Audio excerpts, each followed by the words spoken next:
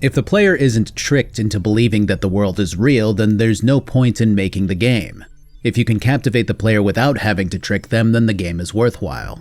This is a 1998 quote by Hideo Kojima back when the concept of creating story-driven video games with 3D polygons was an innovative and fresh idea. It was a philosophy that extended throughout the creative process of Metal Gear Solid, that drove it to creating the legacy and impact that it wound up having. It sounds almost silly now, the idea of creating individual desks in an office cubicle that the player is going to run by without glancing twice at. The idea of sourcing weapons experts to ensure that your game's armaments are accurate to real life. The idea of seeing someone's breath in a cold environment.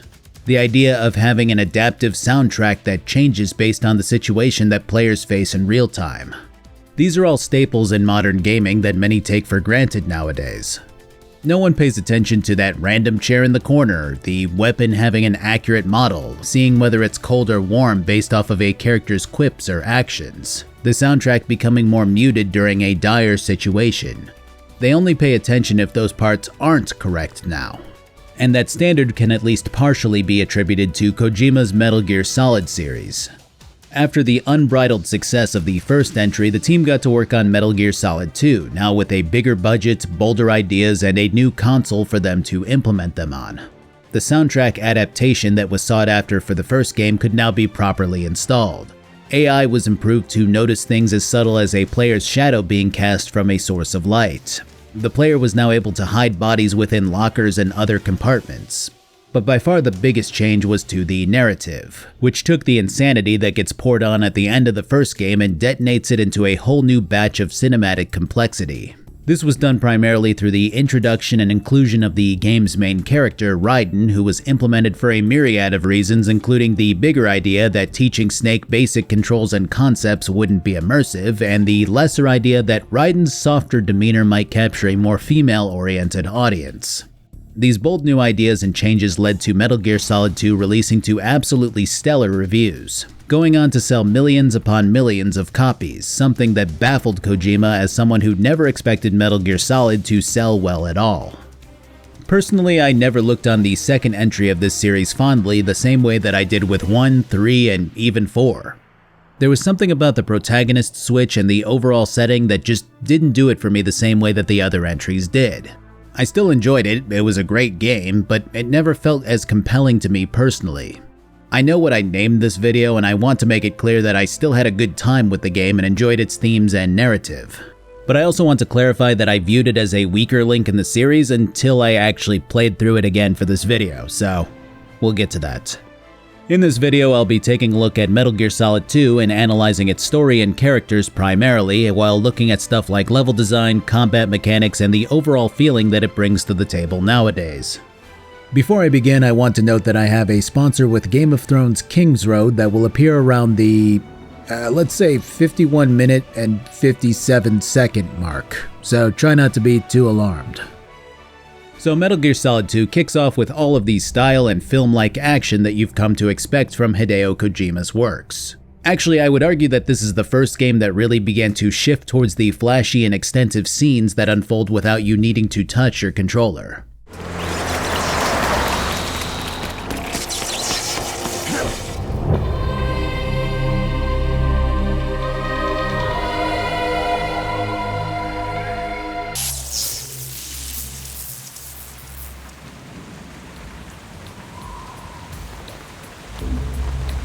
Kept you waiting, huh? I mean, even today, this is an incredible introduction that instantly immerses you into the game. Though you could argue that not needing to press any buttons for 13 minutes straight is a bit excessive, particularly at the very start of the game. This is 100% a point of pain for those who expect their video games to launch right into looting and shooting with nothing but a small scene to paint the picture. And I've had this conversation with quite a few friends across the years. Either Metal Gear is something that you love for its movie-like storytelling, or you hate for that exact same reason, feeling as if it's less of an interactive video game and more of a film with occasional stints of gameplay attached. Although that latter particular opinion usually related more to the fourth entry, to be fair. Regardless, after the events of the first game, Snake and Otacon have founded and are now working for a UN-recognized organization known as Philanthropy, a non-government group which specifically serves to locate, observe, and eventually destroy derivatives of any Metal Gear war machines that have run rampant since the events on Shadow Moses Island. For those who have no fucking idea what any of that means, I'll give you a very brief summary. At the end of the previous game, it was revealed that one of the men working under Snake's brother Liquid was a double agent for the US government. This would be Revolver Ocelot, who was sent to retrieve the designs for… You know what? I was starting to summarize this stuff, but I realized that if you have no fucking idea what any of this means, you're fucked. You're not gonna get this. I'll still summarize, I'll recap it for those who have a little bit of hazy memory. But I mean, if you haven't played these or seen any sort of footage related to these games and this is your first exposure, you are not going to get this shit. This would be Revolver Ocelot, who was sent to retrieve the designs for the nuclear war machine Metal Gear Rex. Once he had them, he leaked them to the world, causing an unprecedented arms race to occur between all of these countries which hastened to build their own versions of Metal Gear. That leads us into the current day, where Snake has infiltrated a US Marine tanker ship that's rumored to have a variant of Metal Gear lurking within its confines. The objective is to simply collect evidence of its existence for now, and not to leave a slew of bodies strewn across the ship along the way. There's something to be said about a game that doesn't pull any punches with its story. On one hand, it's kind of refreshing to have a narrative go, hey, this is happening, and if you don't understand, that's too bad, that's just how it is. On the other hand, if a lot of this stuff isn't fresh in your mind or memorized from previous playthroughs of the first game, this flood of information can get overwhelming quickly. I don't think it's a bad way to tell your story overall. You can't always hold people's hands if you have a lot to get through, and even the game's tutorial resonates with that philosophy. Instead of your standard press this button to walk sort of ordeal, Snake simply moves and performs a few actions while you watch as text quickly flashes across the screen. If you miss it, oh well, better get to experimenting. It flies in the face of modern game design, and I respect the hell out of it even if it's not objectively the best choice for the masses. As Snake's about to get ready to slink through the tanker, a group of Russian soldiers suddenly drop in and begin taking out the Marines before they even know that they're there. Russians? You sure? No Marine barber touched that head of hair.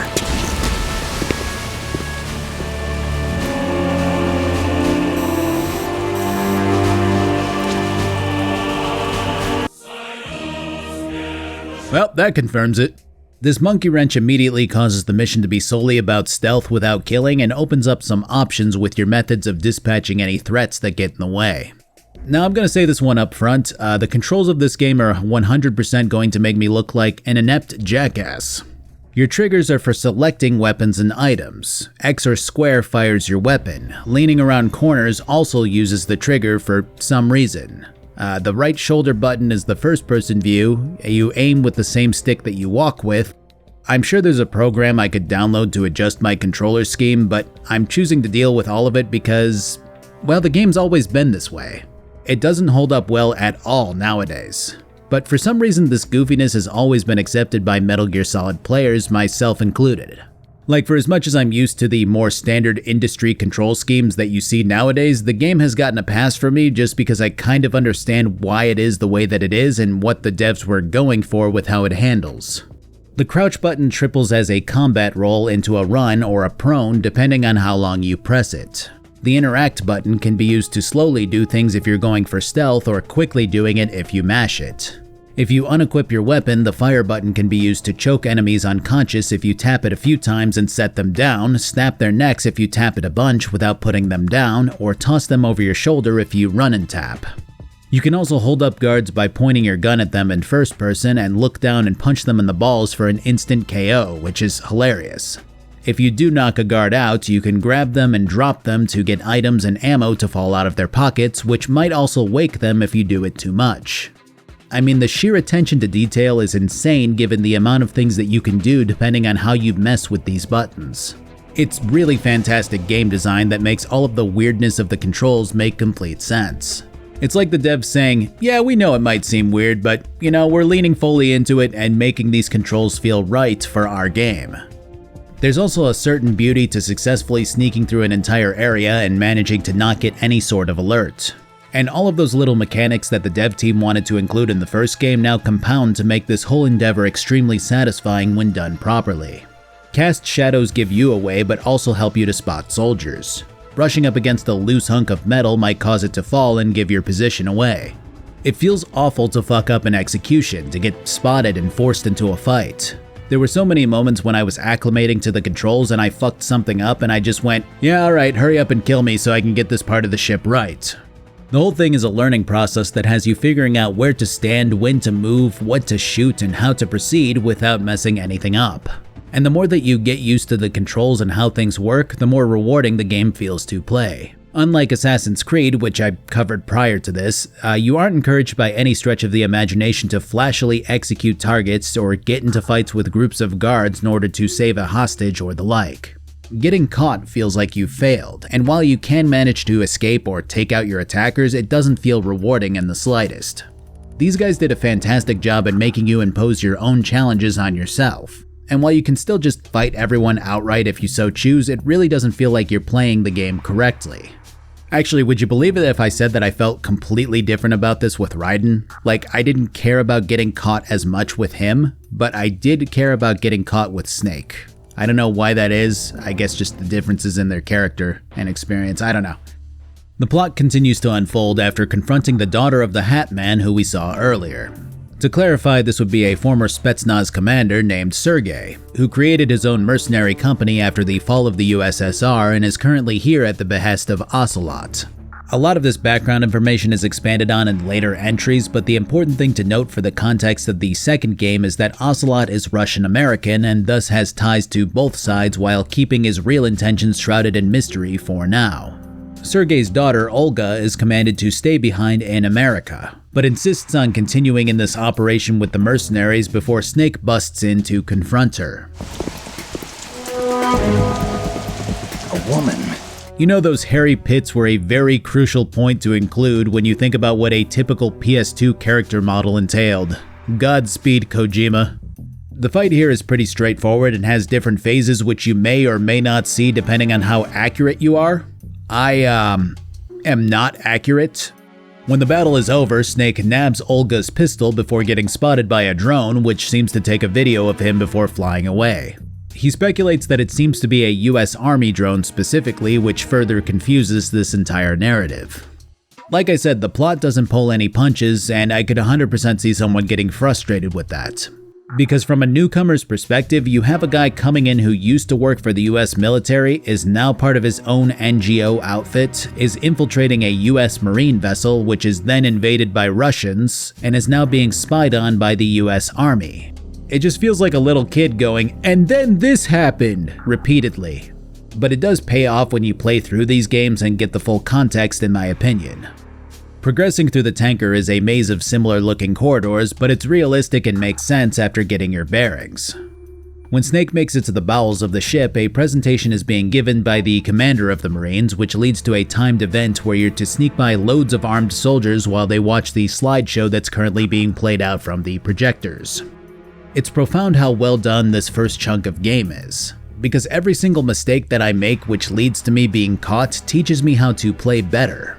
I know it sounds stupid, but I was pretty damn sure that there was no sound-based mechanics regarding the loudness of your footsteps, but sure enough, one of the Marines heard me running by, which taught me to crawl on these grates when in close proximity like this. Again, probably pretty self-explanatory, but this whole introductory sequence does do a fantastic job at teaching the player the mechanics of the game, and I can't compliment it enough. Pressing further in has us finding the newest form of Metal Gear known as Metal Gear Ray. Metal Gear. Yes, Snake, the thing that you came here to find and take pictures of. These games have always been a little cheesy with their dialogue, but some of the reactions are still really funny. After snapping photos from 4 different angles, you upload them at the nearby terminal that Otacon hacked into so that they can't be tracked. All of this stuff is really over the top in the best way, as the devs put in the efforts for the littlest moments, taking the time to explain how all of this works and showcasing little effects and embellishments at every turn. Okay, so are you ready for 21 minutes of non-stop, unpausable, anime-fueled cutscenes? So the Marine commander wraps up his speech and Ocelot rounds the corner, clapping. which I'm not sure when that villainous trope originated, but this has to be one of the earliest iterations of it in a video game, right? But yeah, the Marines of course ask him what he wants instead of just shooting him or attempting to take him hostage, though to be fair, neither of those would work out so well. And then the Hat Man swoops in and takes the commander hostage, which is followed by the Russian mercs rappelling into the area from somewhere. I don't know, maybe they cut through the hull really quickly. It doesn't matter. Ocelot holds up a detonator that's linked to all of the Semtex explosives that they have planted at strategic points on the tanker, and the Marines shit their collective pants.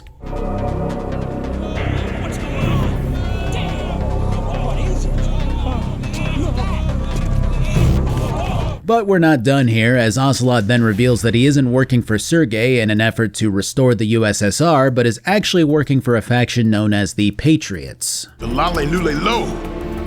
How's that possible? Okay, hang on. So I actually never understood this phrase when playing the games back in the day, but now I've looked it up. Whenever the Patriots are mentioned, the game is referring to a super-secret faction that pulls countless strings and deals in repressing information to the public and orchestrating most major events in the US political landscape. What Lale Lule Lo refers to here is a phenomenon in Japanese specifically, in that the language doesn't have an L consonant sound. So the phrase evokes the idea that the Patriots are hidden in plain sight, a faction that twists and censors even something as basic and fundamentally important as human language. Of course, this concept works better with native Japanese speakers specifically and sounds like weird gibberish to English speakers. But the beauty there is that anyone injected with nanomachines that stem from the Patriots, meaning most members of the military or soldiers in general, can't actually say the term the Patriots. Instead, what comes out is The Lale Lule Lo. It's a deep layer to peel back so early on into the video, but honestly it's either explaining a lot of this stuff now or just blindsiding those who have no idea at the end of the video with an even bigger avalanche of information. Speaking of, this cutscene again doesn't pull any punches in terms of pacing or information flow, as Ocelot now kills Sergei and a load of Russians before detonating the Semtex scattered on the ship. Snake apparently just watches all of this happen, though I imagine he's putting his life at risk from literally everyone else here if he just starts taking shots at the old man. When all hell breaks loose, Snake makes his move and charges at Ocelot, which causes yet another twist to wrench its way into the plot.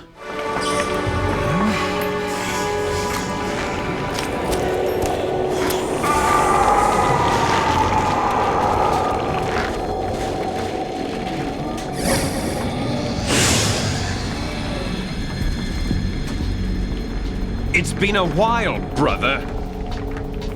Who are you? You know who I am. Liquid? Yeah, it turns out that Ocelot had Liquid Snake's arm grafted onto his body after his hand was cut off in the first game. There's a lot of explanation that isn't brought into the fold right now, but Ocelot basically chose to become Liquid's mental doppelganger through copious amounts of scientific voodoo, drugs, hypnosis, and so on. And now that personality comes out around Solid Snake specifically. Say what you will about Kojima's writing, I don't think I could have come up with this if my life depended on it.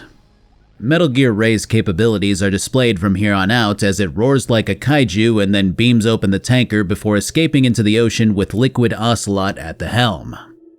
Act 2 unfolds as the Patriots make their next move, deploying an identical oil tanker on top of the remains of this one and then sinking it so that actual crude oil spills out into the ocean, creating headlines about terrorists who blew up a ship and caused an eco-disaster. They then pulled some strings to construct a gigantic decontamination facility under the guise of cleaning up the spilled oil. This facility, known as Big Shell, became a beacon of environmental protection and is now situated right off of the coast of Manhattan. Again, this shit is not explained like this. A lot of the details I'm filling out with details from the end of the game, and much of this stuff is instead blunderbussed at the player in a peppering of information and buzzwords that no one is going to get entirely in the first playthrough of the game. And again, it's a choice with your narrative, one that I respect, but there's no way that the writers could have expected the general populace to catch on to every little thing at play here in one go, and I can't necessarily say that that's the best way to convey your story. It's funny because I often criticize games for being too handholdy with their narrative, but Metal Gear Solid 2 has the exact opposite problem. And while I personally prefer this kind of writing between the two, I would still say that it's the lesser of two evils in my opinion. Okay, so the scene is set with Big Shell and why it exists. Now we move on to the present day 2 years after the tanker incident.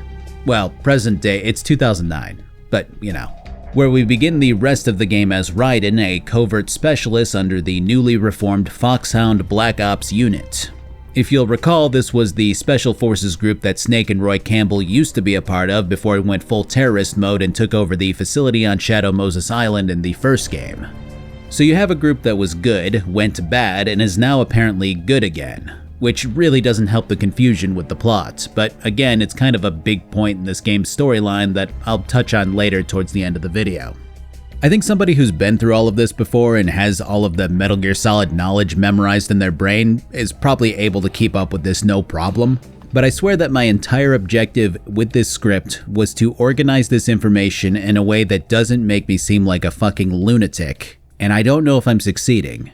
So Raiden is so the term wasn't really invented at the time, but he's pretty much a femboy, which was not what the dev team was going for. Like, he was supposed to be a pretty boy type that was more appealing to the female audience, but dude was designed with the word androgynous in mind. Soft voice, soft features, an ass that doesn't quit.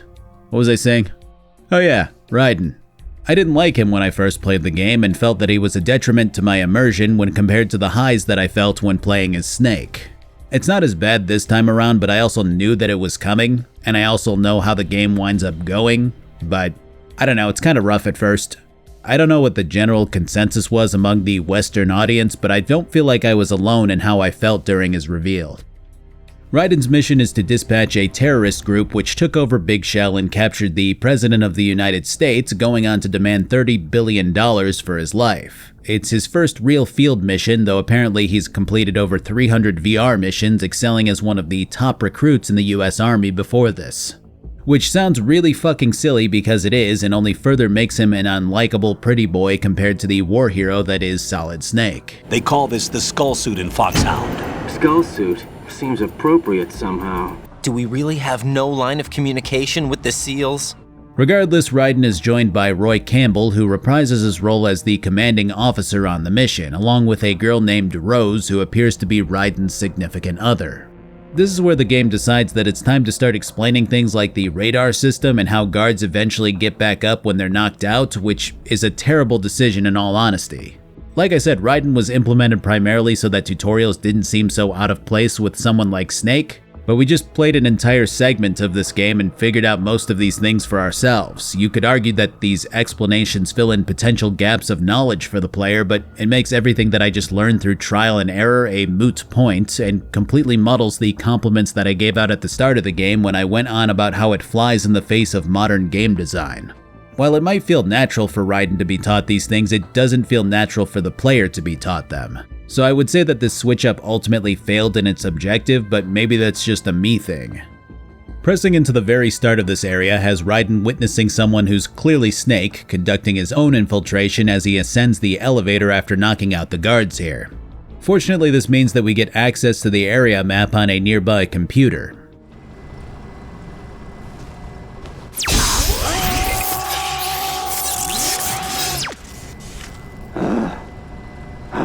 Okay, note to self, make sure no one is around when I go to do that. This kind of sets up what a lot of this game is going to look like from here on out. Find your map of the strut that you're on, head to your objective, move on to the next strut. You're told that Solid Snake died 2 years ago on the tanker and that an impersonator of him is currently leading the terrorist group who's taken the president hostage. Remember that drone that snapped pictures of Snake doing his thing at the start? Yeah, those photos were poured into the mainstream news cycle, painting him and Otacon as the perpetrators behind the terrorist attack on the oil tanker. The tutorials keep pouring in from here, which only serve to exacerbate the issues that I have with Raiden and the game's structuring. But the upside follows soon after, as Snake isn't cut completely from the game and has instead posed as a member of SEAL Team 10, the United States official response unit to this crisis. While they don't know about Foxhound's involvement, Raiden and Campbell are able to listen in on their comms and adjust their plans accordingly.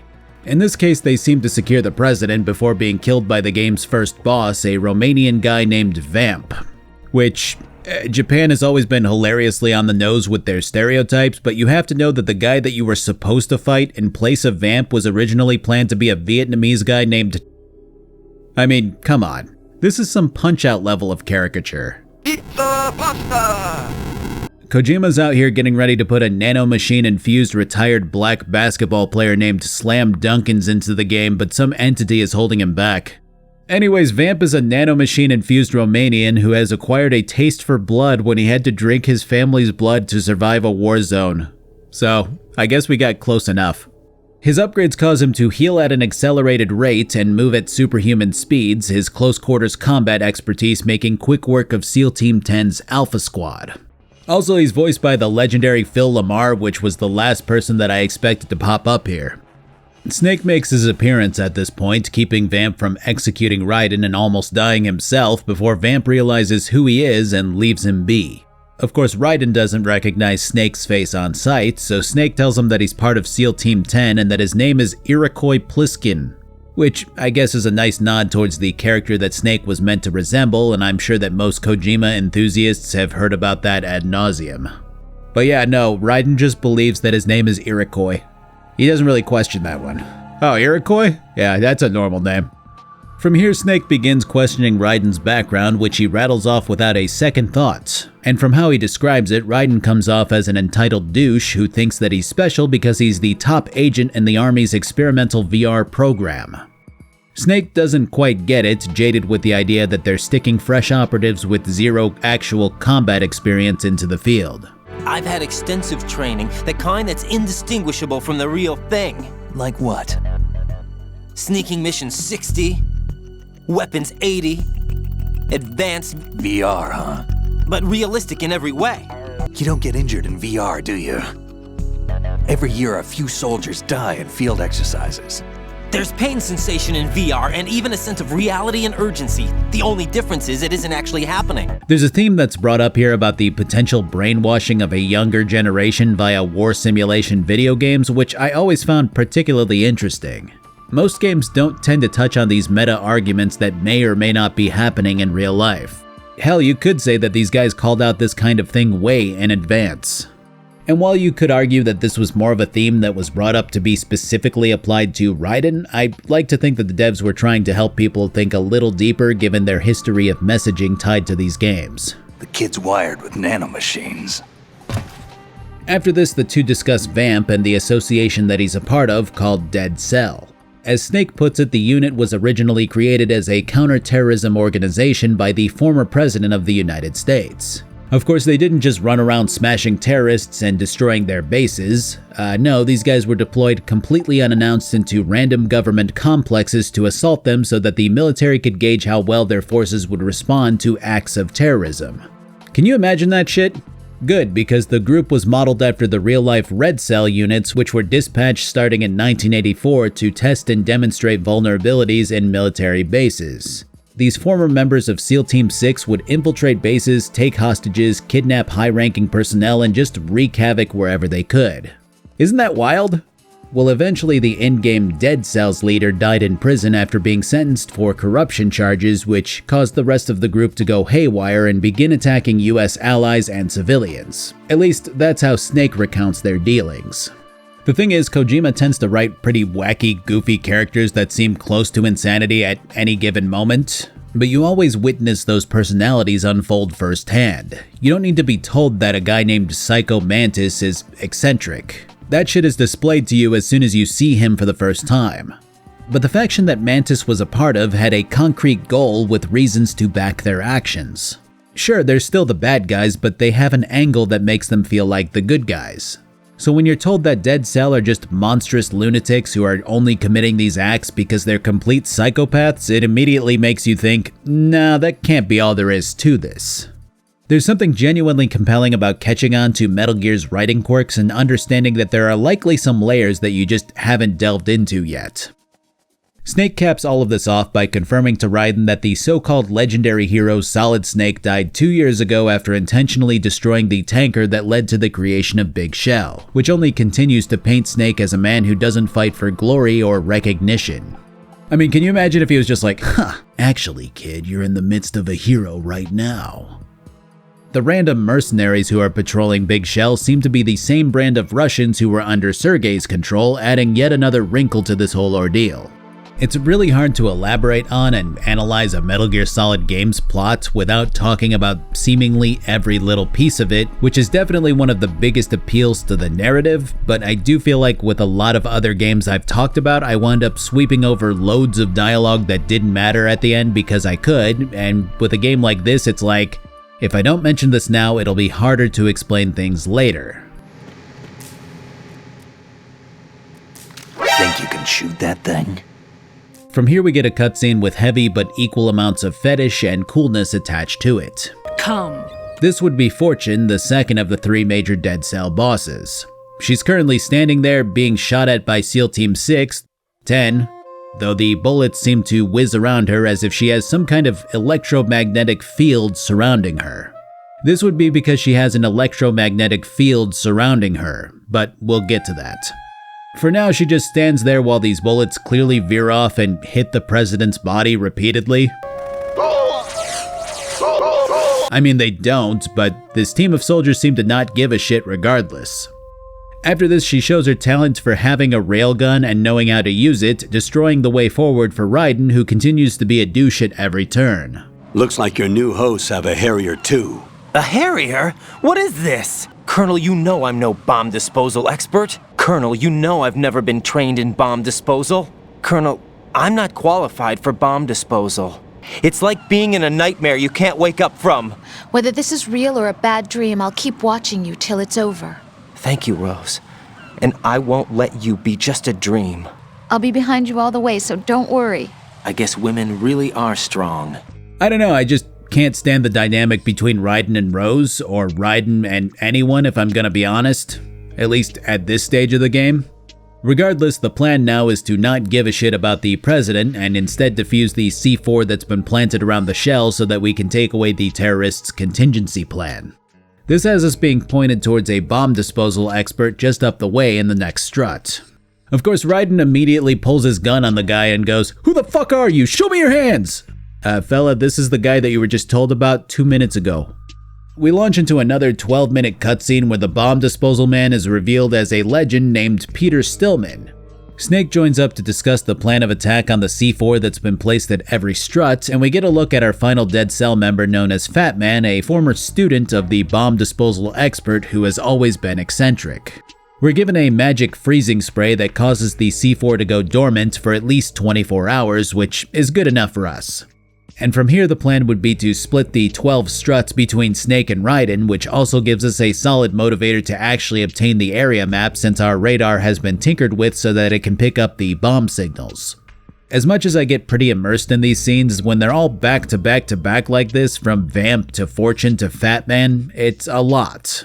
I haven't been playing the game very much in the past half hour or so, and that's exactly the kind of thing that irritated a few friends of mine back in the day. I mean, I get it. It's a good way to thoroughly introduce the enemy while fleshing out the world around us, but it's also very lengthy. Honestly, I imagine there are people out there who feel the exact same way about my videos. After this, Snake seems to intentionally blow his cover as a Navy guy for some reason. This is never really explained ever, but I like to think that he's fucking with Raiden, who's about as naive and green as it gets. I mean, Snake sits here and rattles off multiple mottos from completely different military branches and countries before marching off, acting as if they're things that Navy soldiers just say in their day-to-day. And of course it takes the bomb expert telling Raiden that Pliskin is full of shit for him to start to slowly understand things.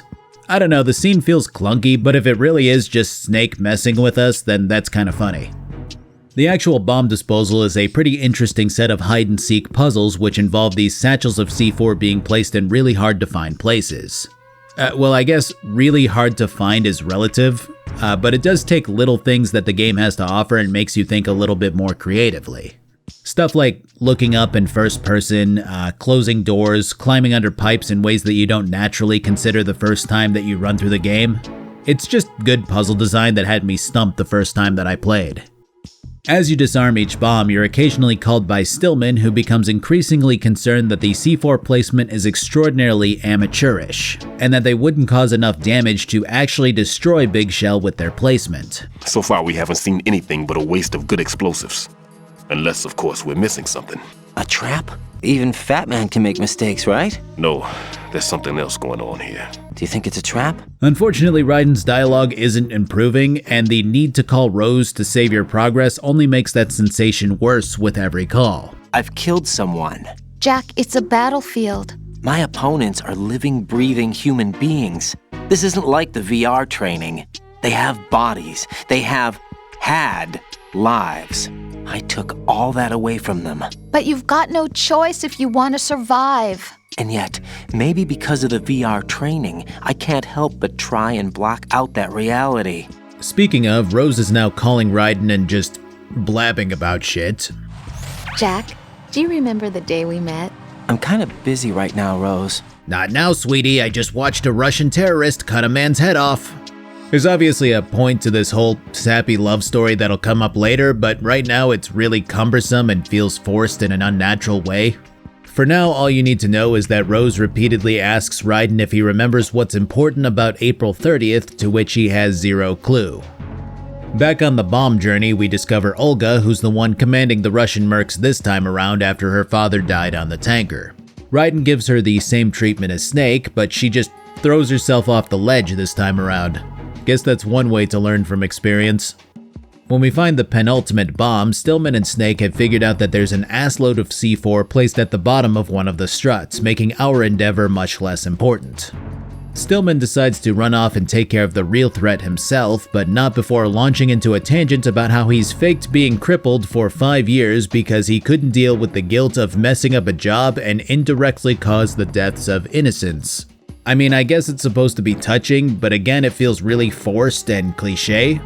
Kojima's always been great at coming up with really solid mastermind plotting and motivators for villains, but his sob stories tend to leave a lot to be desired. Maybe because a lot of them come out of nowhere during very dire battle situations. So at this point you get another call on the way to the final bomb from someone new. Identify yourself. Just call me Deep Throat. It's times like these that I realize just how childish I am because I cannot take this shit seriously.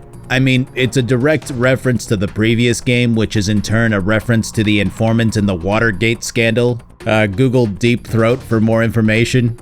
But yeah, this would be another cyborg ninja like the one at Shadow Moses, and the parallels between this mission and that one should start to become pretty damn obvious. Honestly, this was the moment when I was playing the first time around when I went, damn, did these guys run out of creative steam or what? Of course, what follows the final bomb disposal doesn't quell these feelings of repetition, as you're told that there's likely one more bomb at the bottom of Strut A, but that you'll need to run back to Strut C for a detector in order to locate it. I've always found it interesting to think about what makes me feel like I'm playing through a slog of objectives or a nuanced and interesting set of exploration and set pieces. In this case, I feel like things are repeating themselves because the game is having me run from A to B to C to B to A to B through F, back to C, and then back to A. And that's because my mission hasn't changed, I'm still defusing bombs. But if the game had instead said, hey, locate an M4 in Strut C and then take out the first boss in Strut A, then I would feel like this whole endeavor is less of a slog. Maybe that's just a me thing, but I do feel like this last spat of gameplay has exposed a weakness and made everything feel as if it's just padding to make the game a little longer. And that kind of sensation is probably what led to the next moment. When Snake sprays down the last bomb on his end, the main two bombs activate on the spot. Unfortunately, it's too late for Stillman as his detonates before he can do anything about it, but Raiden is given 400 seconds to try to cool his down. This makes things a little more interesting and is almost a skill check to see how efficient you are at navigating through areas that you know the layout of already, which honestly feels pretty damn good and makes me feel like I've made some progress in learning how to play the game. I mean, I don't think I can speedrun it or anything, but I can handle this for now and that's good enough for me. When you neutralize the last bomb, you're told that the priority has shifted back to rescuing the president and that the terrorists have begun the process of executing one hostage every hour until their demands have been met. Raiden questions whether they can save the other hostages too with the help of Snake, to which the Colonel gets irate about, stating that Snake wasn't part of the simulation. It's a very quick interaction that might be easy to dismiss as something that we simply don't know enough about yet, but it's a key point in the dialogue that points towards something bigger occurring with this mission. Our first boss is Fortune, though with her bullet redirection we can't really do much against her. Still, she seems to want to die, her background story beginning to unravel as she claims that everyone dear to her has died and that their deaths have granted her unfathomable luck on the battlefield. She initially mistook Raiden for the man who killed her father, but realizes it isn't him and decides to open fire for fun anyway. The battle winds up being a dodge fest until Vamp comes down to take over, but Raiden decides to fire at Fortune anyways for some reason, causing an errant bullet to dome him in the forehead. Fortune weeps over Vamp's corpse, though the technology isn't there to create human emotion on a model's face yet, so she kinda just looks like this. But you couldn't kill me either. Raiden's like, ugh, time to slip out of here, and takes the elevator up towards Fatman, who decided to go rogue after his precious bomb was defused. Now an even more unhinged lunatic, he calls out for Raiden to meet him personally at the heliport or risk it going up in flames. For as interesting as Dead Cell was to me upon their introduction, I do have to say that their mystique as potential criminal masterminds wears off more and more as you interact with them. Like, Vamp and Fortune's introductions were pretty flawless, albeit a little cheesy, but the more scenes that they get, the less interesting that they become to me. I think they're well done for their time, and much of their dialogue makes them feel more like wayward misfits than an organized group of hardened terrorists, which is probably what the writing team was going for. But that doesn't necessarily make them feel more compelling when they make their appearance on screen and seemingly have no other plan than to sate their own personal thirsts, whether it be for blood, death, or glory. They're written well for what they're supposed to be, but it's hard to not view them as a sideshow circus that's distracting Raiden from the main objective. It might be what the dev team was going for, but it doesn't feel great in the moment. Confronting Fatman has him revealing that he has no idea about the $30 billion ransom, which at least validates any feelings of all of this being a distraction. The guy comes out on rollerblades, which dates this game more than anything else that we've seen from it so far. For some reason, there was a point in video game development history where rollerblades were super fucking cool, from Jet Set Radio to Sonic Adventure to Metal Gear Solid. Unfortunately, we stopped believing in them and now they don't exist anymore. Anyways, this lunatic skates around and deploys bombs that you need to freeze before they go off. You can shoot him, smack him, or stun grenade him until he falls over and then blast him once on the head, and then repeat that process until his life bar is depleted. After neutralizing one last bomb, the Colonel calls in and congratulates Raiden on a job well done before pointing him towards the core of Big Shell as a potential lead on the president's whereabouts. Act 2 kicks off with an encounter with the cyborg ninja, who sounds suspiciously female and Russian. Well, don't know anyone like that. So the ninja pulls Raiden aside and begins spilling out a torrent of information, claiming that the leader of the Secret Service is being held hostage in the core, that you can use a Russian merc disguise paired with an AK to fool the other guards, that this place isn't really a cleanup facility as much as it's a front for the creation of a new form of Metal Gear, and that the president brought the launch codes to the nukes with him to help test it, which is now in the hands of Dead Cell. Yeah, great. Chatting with the Colonel afterwards has him seemingly completely blindsided by this new turn of events, though Raiden doesn't really believe that, finally showing a little more initiative with his thoughts instead of just having to be told everything. Of course, despite denying having knowledge of this ninja and Metal Gear, the Colonel still goes, "Yeah, so you should probably go do exactly what that ninja told you to do, because I don't really know what else you can do at this point." Are those my orders? Yes, they are. There's one more little thing that occurs here before we move on to our infiltration into the core. When you go to save your game, Raiden and Rose chat about how Rose dug up information about where Solid Snake was supposedly buried and claims that the body within his grave was 100% verified to be Solid Snake, which, okay, yeah, sure, cool. But right after that, the Colonel suddenly cuts into the transmission with this. Raiden, the president needs you, I think. I know it seems like maybe they're just in the same room and the Colonel grabbed the mic or whatever, but the sudden cut with that "The president needs you, I think," is just really strange and a vague hint at the sinister twist that occurs somewhere down the line. I'm not sure if this was intentional or just a weird mistranslation or something, but I think it's cool. The next part of the game is pretty damn fun and really gets you into the spirit of covertly infiltrating an area as someone who belongs here. It's something that the Hitman games have flourished on for years, and it applies just as well here, even if you're not really taking anyone out beyond the guy who can bypass a particular door with his biometrics. Once in the hostage room, you locate the Secret Service guy by using a directional mic to pick up the pacemaker in his chest. This is where we get another very, very long flood of information, so here we go again. Once Raiden starts interrogating the guy named Richard Ames, Ocelot is revealed to be watching from a nearby room via a security camera. The two switch over to communication via their nanomachines, which explains how these conversations are able to occur while being right next to other people without them listening in. What Ames tells Raiden is that the oil spill was faked, that this place was always meant to be a facility for the development of the next Metal Gear, and that the president is suspected to be in on this whole endeavor. There was never a $30 billion ransom, and Dead Cell was planted here intentionally to distract from what the real terrorists were planning. Which kind of makes sense given their original MO as pseudo-terrorists who test government facilities.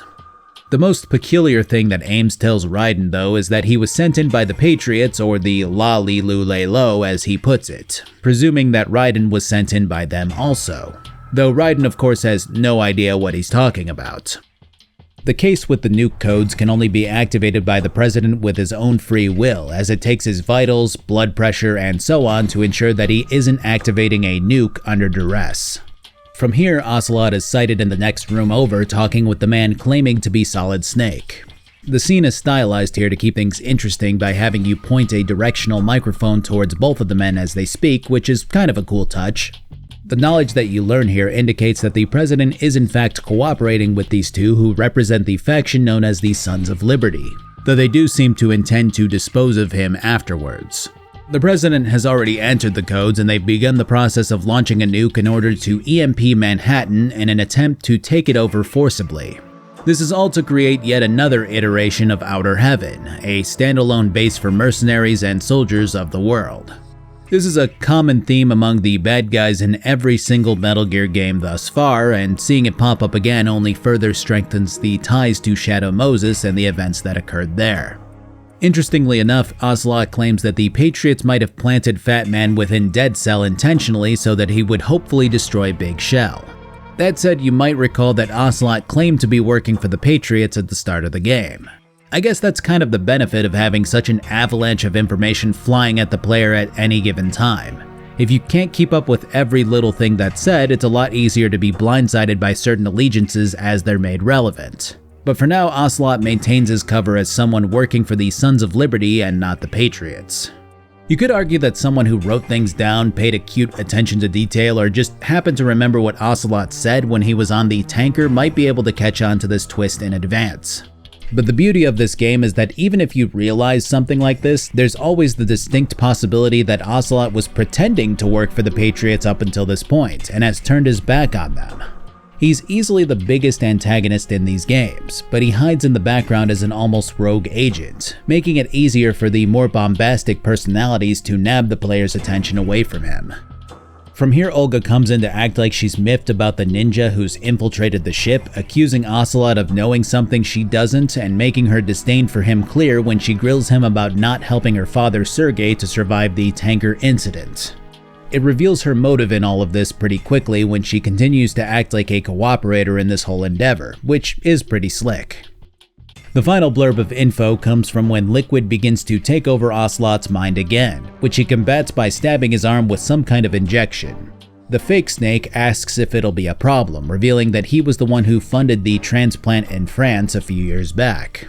I never trust a Frenchman. Finally, a reasonable take. Ocelot strolls out from here knowing that something's going on between Raiden and Ames.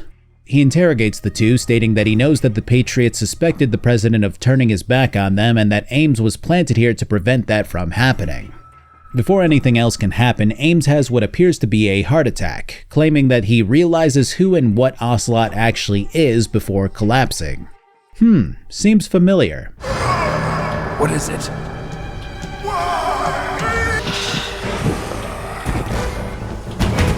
From here, Ocelot turns his attention back towards Raiden, unmasking and cornering him before the ninja comes flying in to attempt to cut off Ocelot's arm. Seems familiar. What? My hand! Can't you even die right? But you died! Looks like Ocelot at least learned how to dodge this time around, and Raiden makes his escape before linking up with the Colonel once more to confront him about this turn of events. The Colonel, of course, continues to state that he has no idea what's going on with the fake ransom, the President's betrayal, and so on. And so, even with these new puzzle pieces, Raiden begrudgingly carries on to find the President in the second part of Big Shell. It's increasingly difficult to summarize and analyze a game with so many moving parts. Like, I can applaud the misdirection as an enrapturing work of art, or I can bash it for its non-stop barrage of loosely connected threads. But the reality is that both reactions are warranted here. This game is a plot on top of a plot on top of a plot with other plots from other games appearing in the background. And most people either tend to laud it as a masterpiece of messaging and ideas all coming together, or simply state that they don't understand it but that the gameplay and big moments are still pretty fun. And that's the key point to me personally. I think on a basic level, someone can understand most of the themes at play and still enjoy this game without delving too hard into its finer points. But I do believe that it truly shines when someone takes the time to digest every little bit of it and see how everything folds together nicely. This game and series is ingenious in that it can have something so convoluted going on within its confines but still be fun to play and watch during its bigger and more bombastic moments. Calling Rose after this has her beginning to get a little bit more irritated with Raiden. She's been harping on him for not talking about himself or his childhood or anything like that, claiming that she doesn't really know much about him beyond his personality. He doesn't know how to reply to that beyond claiming that he'll tell her everything when all of this is over. That leads to this next conversation where she really starts to grill him. Why are you going out with me? Huh? Is it because I'm beautiful? Why are you asking me this all of a sudden? And where do you get off calling yourself beautiful? Well, it's the truth, plain and simple. I never know whether it's really me you want by your side, whether you'd ditch me if you found someone prettier. You know that's not true. Really? Then would you still go out with me even if I weren't beautiful? Of course. Don't get me wrong, this comes off as really annoying and superfluous in the moment, but again, there is a point to all of this shit later. Sometimes it's really difficult to understand if it's worth it in the moment though, when she's asking if Raiden would still love her if she was a worm. Before I get into the next bit, let's move over to my sponsor, Game of Thrones King's Road. Let me tell you, if you like games, thrones, and roads, then boy do I have a pitch for you, because Game of Thrones King's Road has all of that going for it. It's the official action-adventure RPG for Game of Thrones that has you taking on petty criminals, less petty mythical creatures, and even the Whites. You get to do all of that while exploring iconic iconic sites like Highgarden, King's Landing, and the Wall. You get a choice from 3 different classes, each with their own skills, weapons, and flavor reflective of factions like the Faceless Men, Westeros Knights, Wildlings, and so on.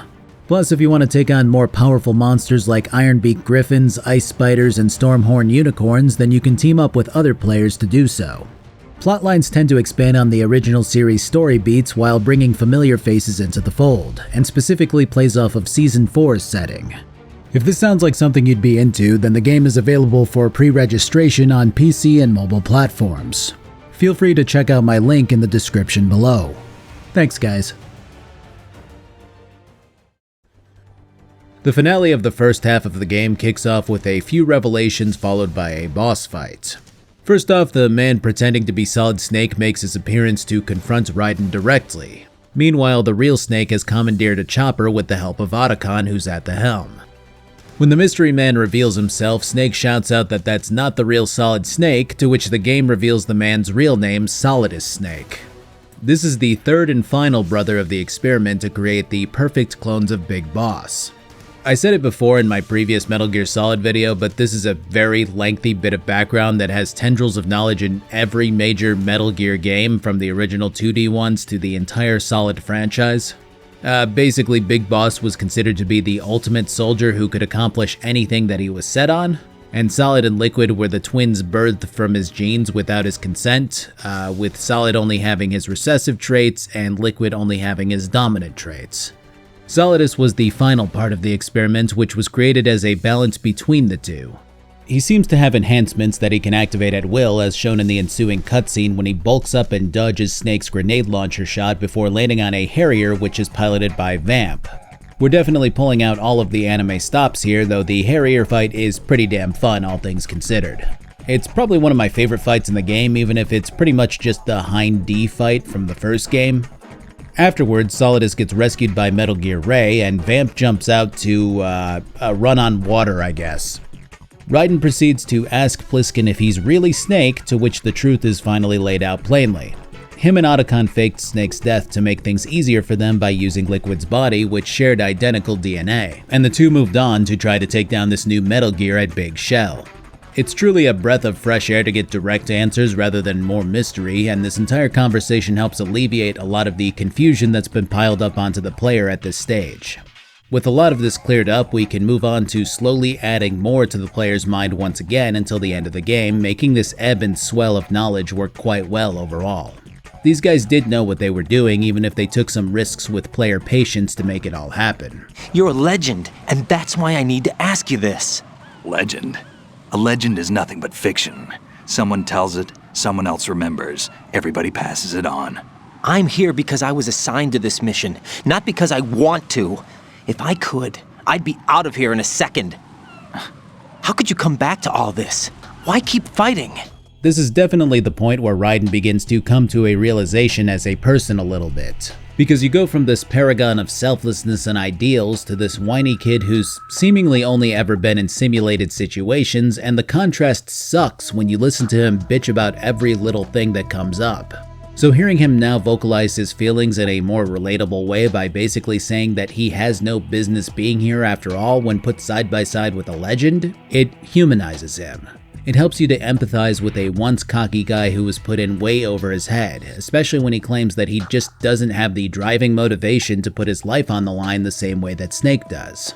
It's a direly needed bit of back and forth that helps you to feel like you're not playing as a complete douche because you're still stuck with him for the entire game regardless. I still can't say whether I think the game would be better without him. I mean, honestly, having this stuff happen to Snake the same way would be impossible because they truly built the narrative around Raiden being the vehicle to deliver unknown information to the player. In fact, Kojima has said that Snake is still the main character of Metal Gear Solid 2, he's just not the narrator. The tail end of these scenes has Otacon explaining that his sister has been taken hostage in this entire mess, making that his primary reason for coming here beyond the Metal Gear development happening. Talking with Rose and the Colonel has them trying to push Raiden to continuing the mission and stopping the President from confirming the launch codes. Raiden of course has a bone to pick with the whole Solid Snake being alive thing, to which the Colonel barks at him to fuck off about all of that, again claiming that the simulations don't include Snake as a factor. We're out here, we bleed, we die. Calm down. I suggest that you do, Raiden. Despite the Colonel serving as a close ally to Snake in the past, especially at Shadow Moses Island, he seems to have no love for the man now, which Raiden again tries to rebuke before the Colonel just ends the call. So it's back to the presidential rescue, which has us first proceeding to his location and getting a taste of what the game has to offer in terms of platforming. While Raiden's natural proclivity towards flipping and cartwheeling actually looks pretty damn cool, platforming doesn't always feel the smoothest, as the game's fixed angles tend to make it so that you have to hold the stick in a pretty direct manner in order to pull off flips over particular gaps. It's not a bad experience overall, but it is a bit rough around the edges. When you make it to the area where the president is located, you're once again treated to a throwback to Shadow Moses, needing a remote control missile launcher in order to take out a control panel so that you can get to him. Of course, to get to the launcher, we get a bit of water exploration, which is never fun. It's not as terrible as a lot of water levels can be, but it still isn't worth the inclusion in my opinion.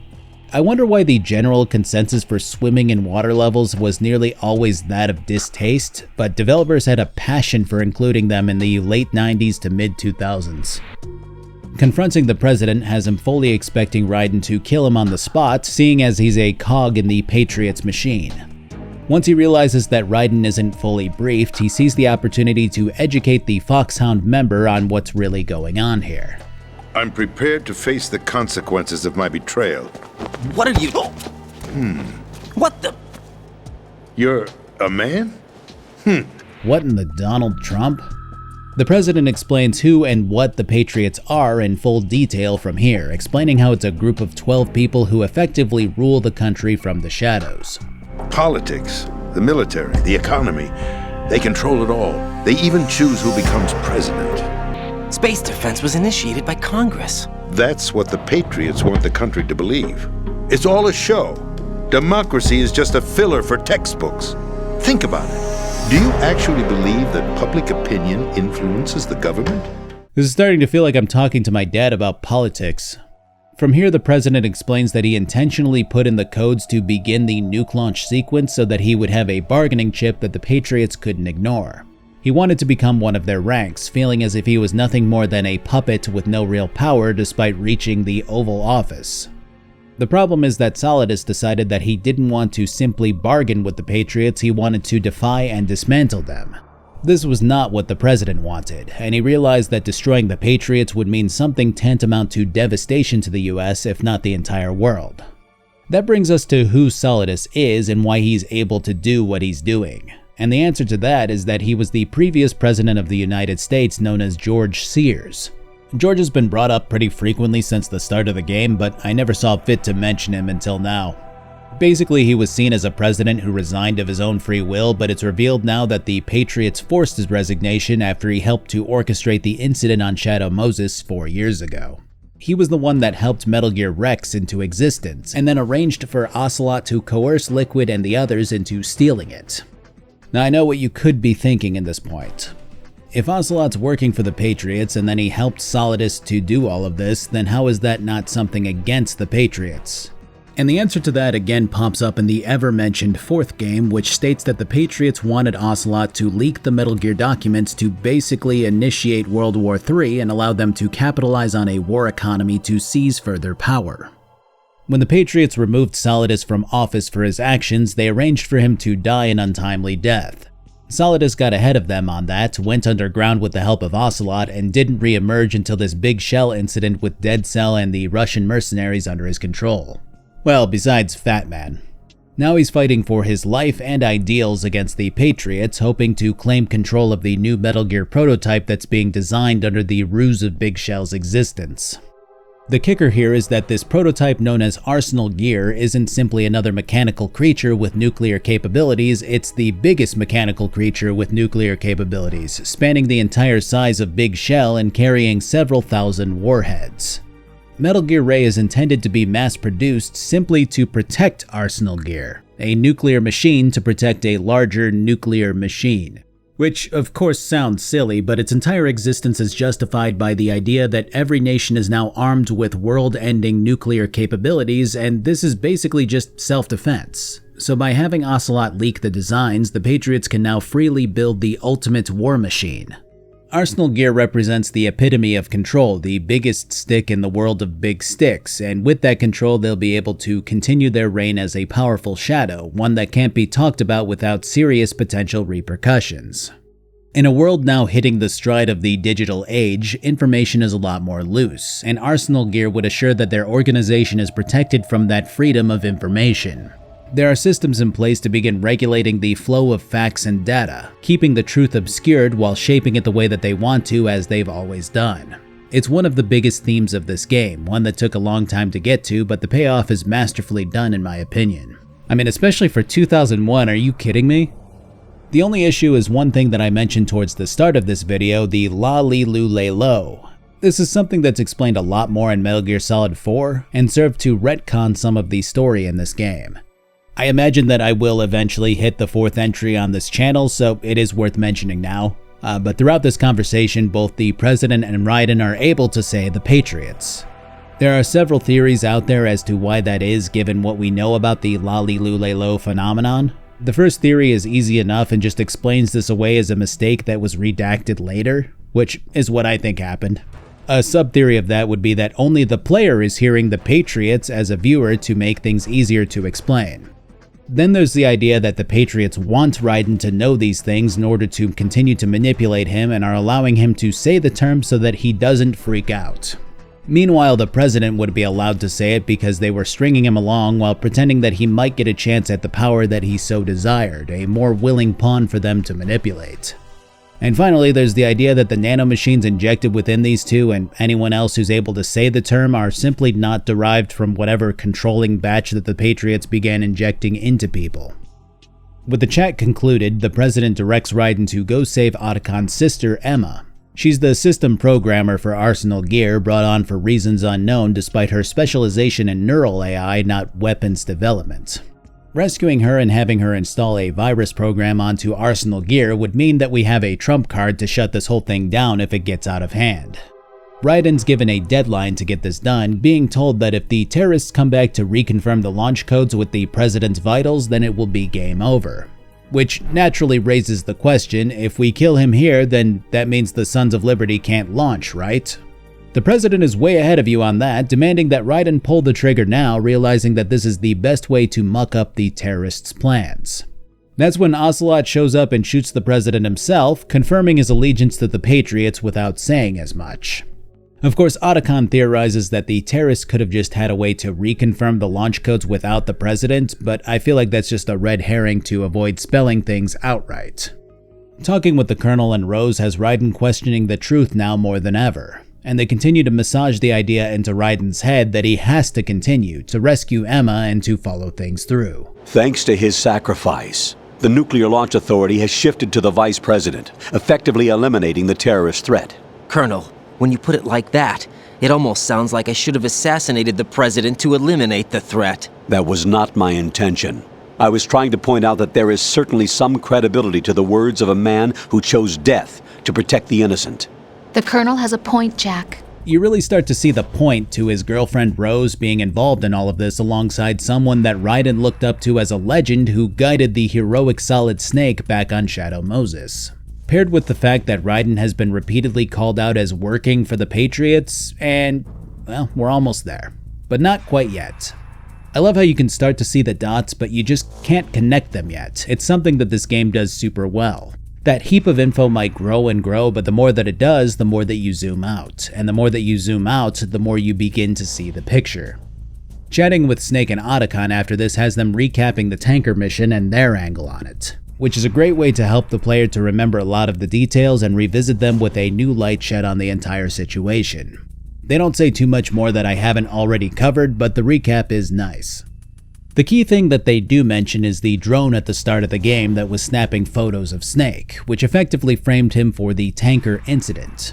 But something that I never really harped on was the fact that it was a US Army drone, the same US Army that formed Foxhound into a good faction again. The same US Army that Raiden was a part of before being selected for Foxhound. It might have been obvious now with how I've structured this video, but I assure you that these plot points are not in the average player's mind when playing through this game for the first time.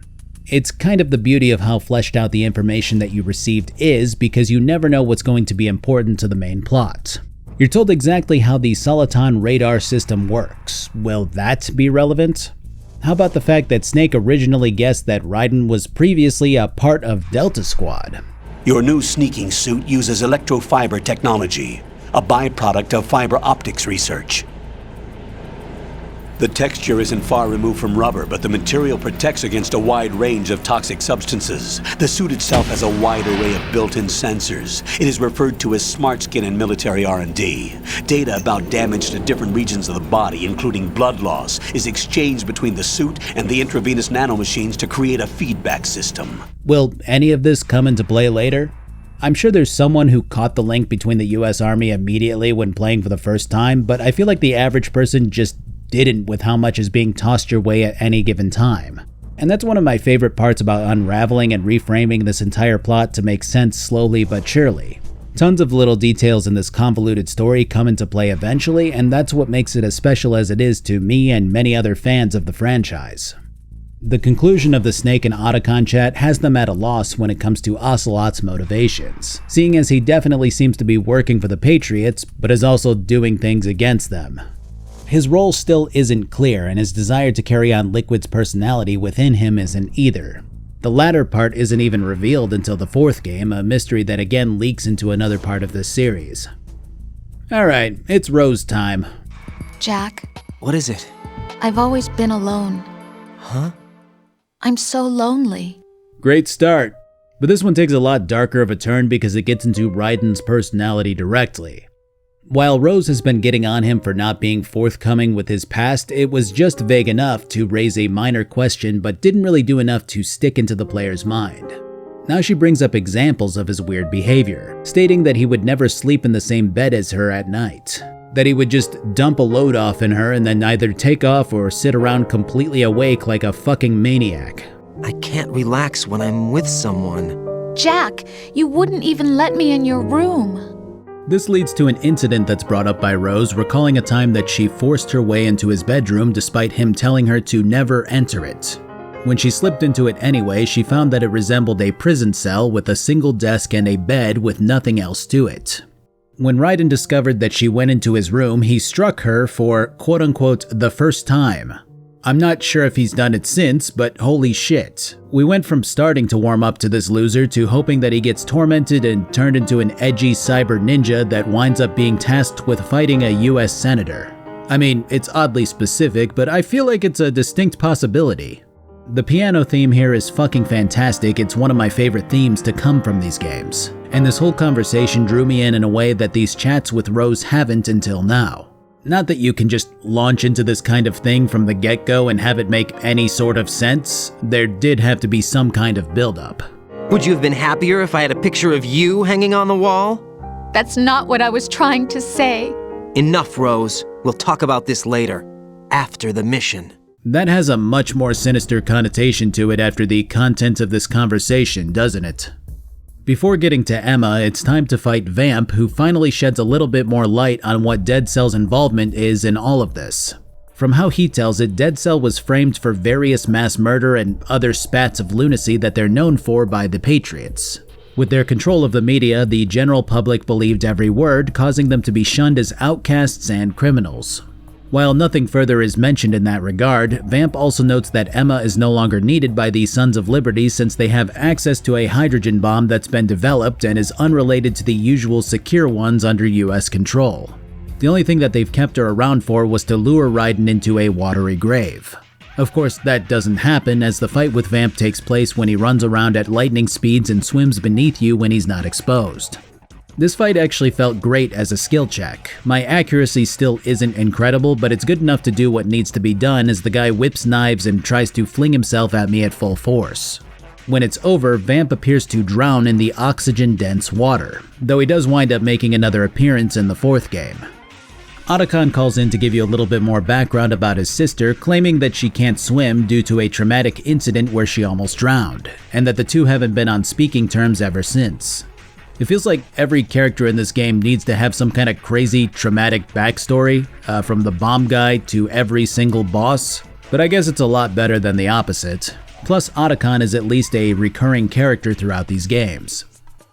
Getting to Emma has her pissing herself, a common theme in I think every single Metal Gear Solid game. Fucking Kojima. Raiden helps to talk her up, discovering that the terrorists injected her with polio or some other leg-altering disease because she can't walk without help now. Of course, she can walk without help later on. This is just so that we're really slow throughout this entire endeavor. Raiden takes to her like an older brother, though he also admittedly finds her cute. She's surprisingly 18-ish years old, so it's all good, I think. Anyways, you swim with her to the next room and then take a break. I honestly thought I would hate her inclusion, but the more that she interacts with Raiden, the more that I have to admit that she is pretty cute. Hang on tight. 1, 2, 3. Wait! What is it? Let me take off my glasses. Wherever my brother went, I used to tag along. My brother didn't have any close friends, so he used to take care of me. We both wanted to be loved so much. So much that we used to pretend. Pretend? Yeah, we used to play house. My brother was the husband and I was the wife. but it was always just make-believe. We were only kids. When conferring with Snake and Otacon, Raiden directs Emma to speak with her older brother. Of course, instead of saying anything nice, he rips into her for being involved with this project despite their family's quote-unquote dark past. You abandoned me! No, that's not what happened. All right, that's enough. I know it sounds strange, but despite Emma obviously being placed in here intentionally as someone to protect and look after, it works a lot better than say someone like Stillman with his tragic background or Rose with her overly dramatic and almost fake love being pushed into your face. Speaking of... Well, Jack, it sounds like you and Miss Emma are getting along just fine. Rose? I've been monitoring your every move and conversation. I can't say it's been fun. Give me a break. I'm only trying to keep her spirits up. Is that right? Absolutely. My mission is to get her to the computer room. That's all? Yeah. You're lying. You're attracted to her, aren't you? Before continuing on, Emma hits you with more information on what she was doing here despite being a neural AI specialist. And that would be because she was working on the creation of the biggest and most advanced AI platform that the world has ever seen, codenamed GW. GW is the core of Arsenal Gear, a social engineering platform that specializes in data manipulation and alteration in real time, something used by the Patriots to sap the internet of unwanted information so that they can reshape the future the way that they want it to become. The alphabet, 26 letters, right? It could have been 30 letters. What if the 4 deleted letters were controlled by a program? Impossible. It's not. In fact, something similar is already underway. Do you know how many genes exist in an individual? About 30 to 40,000? Right, that's what was announced at the turn of the century, but there's actually 100,000 according to the original theory advanced by the scientific community. Information regarding the remaining 60,000 was suppressed by the Patriots. No. Why? How would you know? Do you know what a gene looks like? Did you count them yourself? There are research organizations. Of course, and their reports have already been subtly altered. They're even beginning to believe the doctored reports. GW is a system that allows the Patriots to decide what will be recorded in tomorrow's history. The subsystems utilized to allow GW to fully operate and control data were planted at the turn of the century during the Y2K planet, in which the Patriots distributed software that fixed the issue while embedding the necessary roots for GW to become functional, which is a brilliant bit of storytelling that I've always loved about this game and series. I mean, come on, Kojima was cooking here. GW being planted into Arsenal Gear gives it the power that it needs to operate unimpeded while also being able to fully defend itself with unmatched weaponry. The final bit of info that Emma has to impart about this whole ordeal is that a test was supposed to take place for GW to gather enough data to properly judge situations and information as it occurs, so that it can learn what needs to be censored and altered for public consumption. Of course, that was supposed to happen right up until terrorists attacked Big Shell.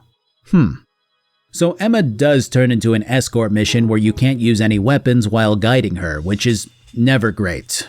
But I will say that her key interactions with Raiden before and during this make her escort a lot more tolerable as a mechanic of the game. A lot of games tend to miss that component when designing a quest where you guide someone. It'll either be someone that you just met, a merchant, or some other random NPC, or it'll be someone who you're told is important but isn't demonstrated as being important. Here's your friend, you love them, right? I don't know, maybe this is a personal preference thing and other people hated Emma. I'm cool with that if it's the case, I mean, I get it. Anyways, Emma dies. Well, I mean, not yet. First you escort her through some guards, which is honestly just another skill check to see how far you've come along. Then you have a sniper section where you're guiding her while she crosses the perimeter of this place. That's a skill check too, but the sensitivity of the stick really gets in the way while zooming in. It's still pretty fun and heavily stylized against the sunset, plus you can call in Snake to help out if things aren't going so well, which feels surprisingly cool despite it being the game's easy mode. This is when Vamp makes another appearance, diving out from the water and taking Emma hostage at knife point. You shoot him in the head 4 times while Snake doesn't shoot him at all despite being off to the side of him at a better angle. Then he appears to drown in the ocean this time, though he does wind up making another appearance in the 4th game.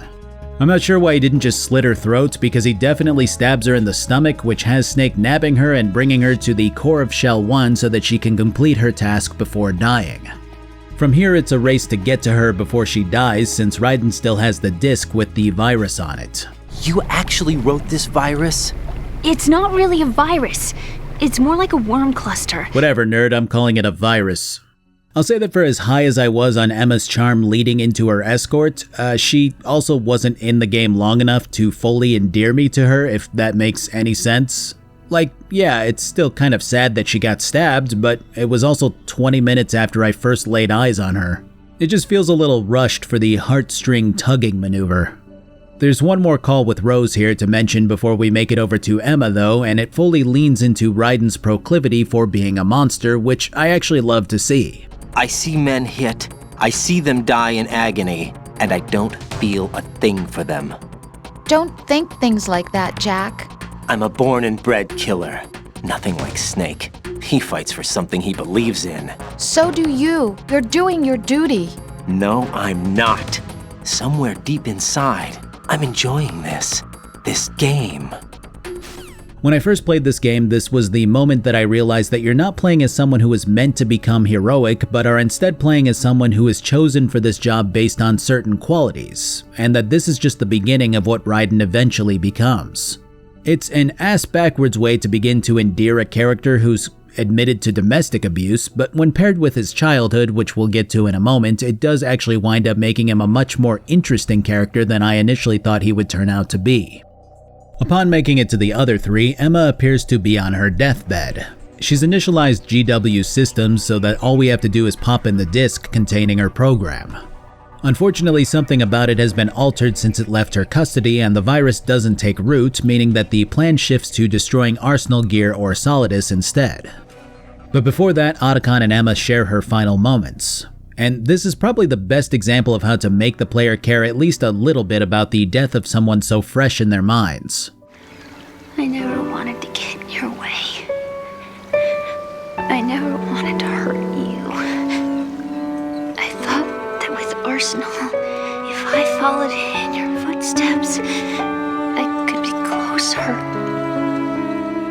Yeah, Emma took this job to get closer to the one person in her life who she looked up to. The two were step-siblings, with Otacon's dad marrying Emma's mom. And when that incident happened where Emma almost drowned, Otacon's dad did drown, and Otacon left soon after because he felt guilty. Emma blamed him for that obviously and immersed herself in her work almost out of spite to seek his attention. Emma? Emma? Emma? Answer me! Otacon explains his reasoning for leaving after she dies, the words that he never spoke coming out too late. It turns out that he was seduced by Emma's mom and wound up having an affair with her, which his dad found out about. He drowned himself out of grief, which is how Emma almost wound up drowning also when she tried to save him. The reason that nobody was around to help was because Otacon was currently busy with Emma's mom in another room. It's some of the most heart-wrenching stuff I've seen out of a game because it touches on a topic that's realistic but unlike anything I've ever seen in a video game.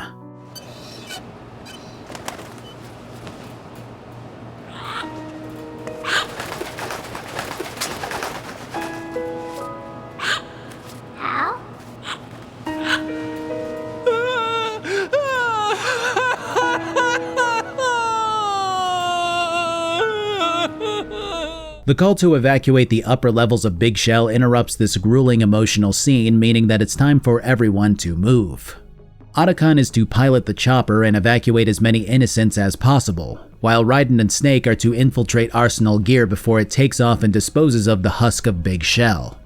There's a scene here that I love because even though the interaction occurs between Snake and Otacon, I can't help but to think what's going through Raiden's head. The man who never had anyone close to him, who keeps his heart locked away even from his girlfriend. Leave it to me.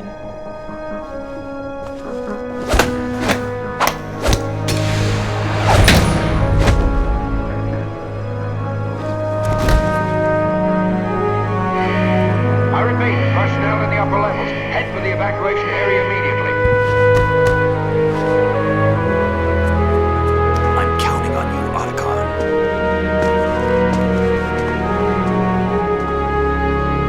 There's a lot to be said about how Kojima and his team cook up these intricate and emotional scenes, pouring on the very human emotions of grief, guilt, and camaraderie. They did this for years and years, and they're some of the very best in the business because of moments like these. The array of topics that they span are realistic despite the very anime presentation of much of the action, even touching on ideas such as survivor's guilt, which Otacon goes through in real time. I'm always the survivor. Hal, I miss you. Hal, I miss you.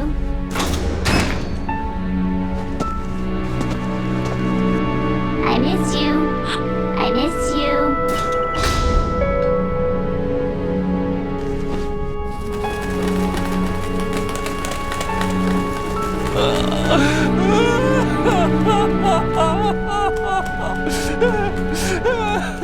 Man, it's kind of tough getting right back to business after all of this.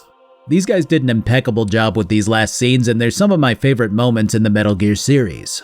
Regardless, the show must go on, and Olga makes her appearance as the ninja who's been all over the place.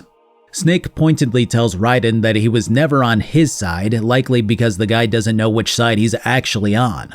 And from here, Olga knocks Raiden out in order to get him onto Arsenal gear as a prisoner. I've checked everything, including the genome data, but there's nothing on this guy. NSA, CIA, FBI, he doesn't exist in any database.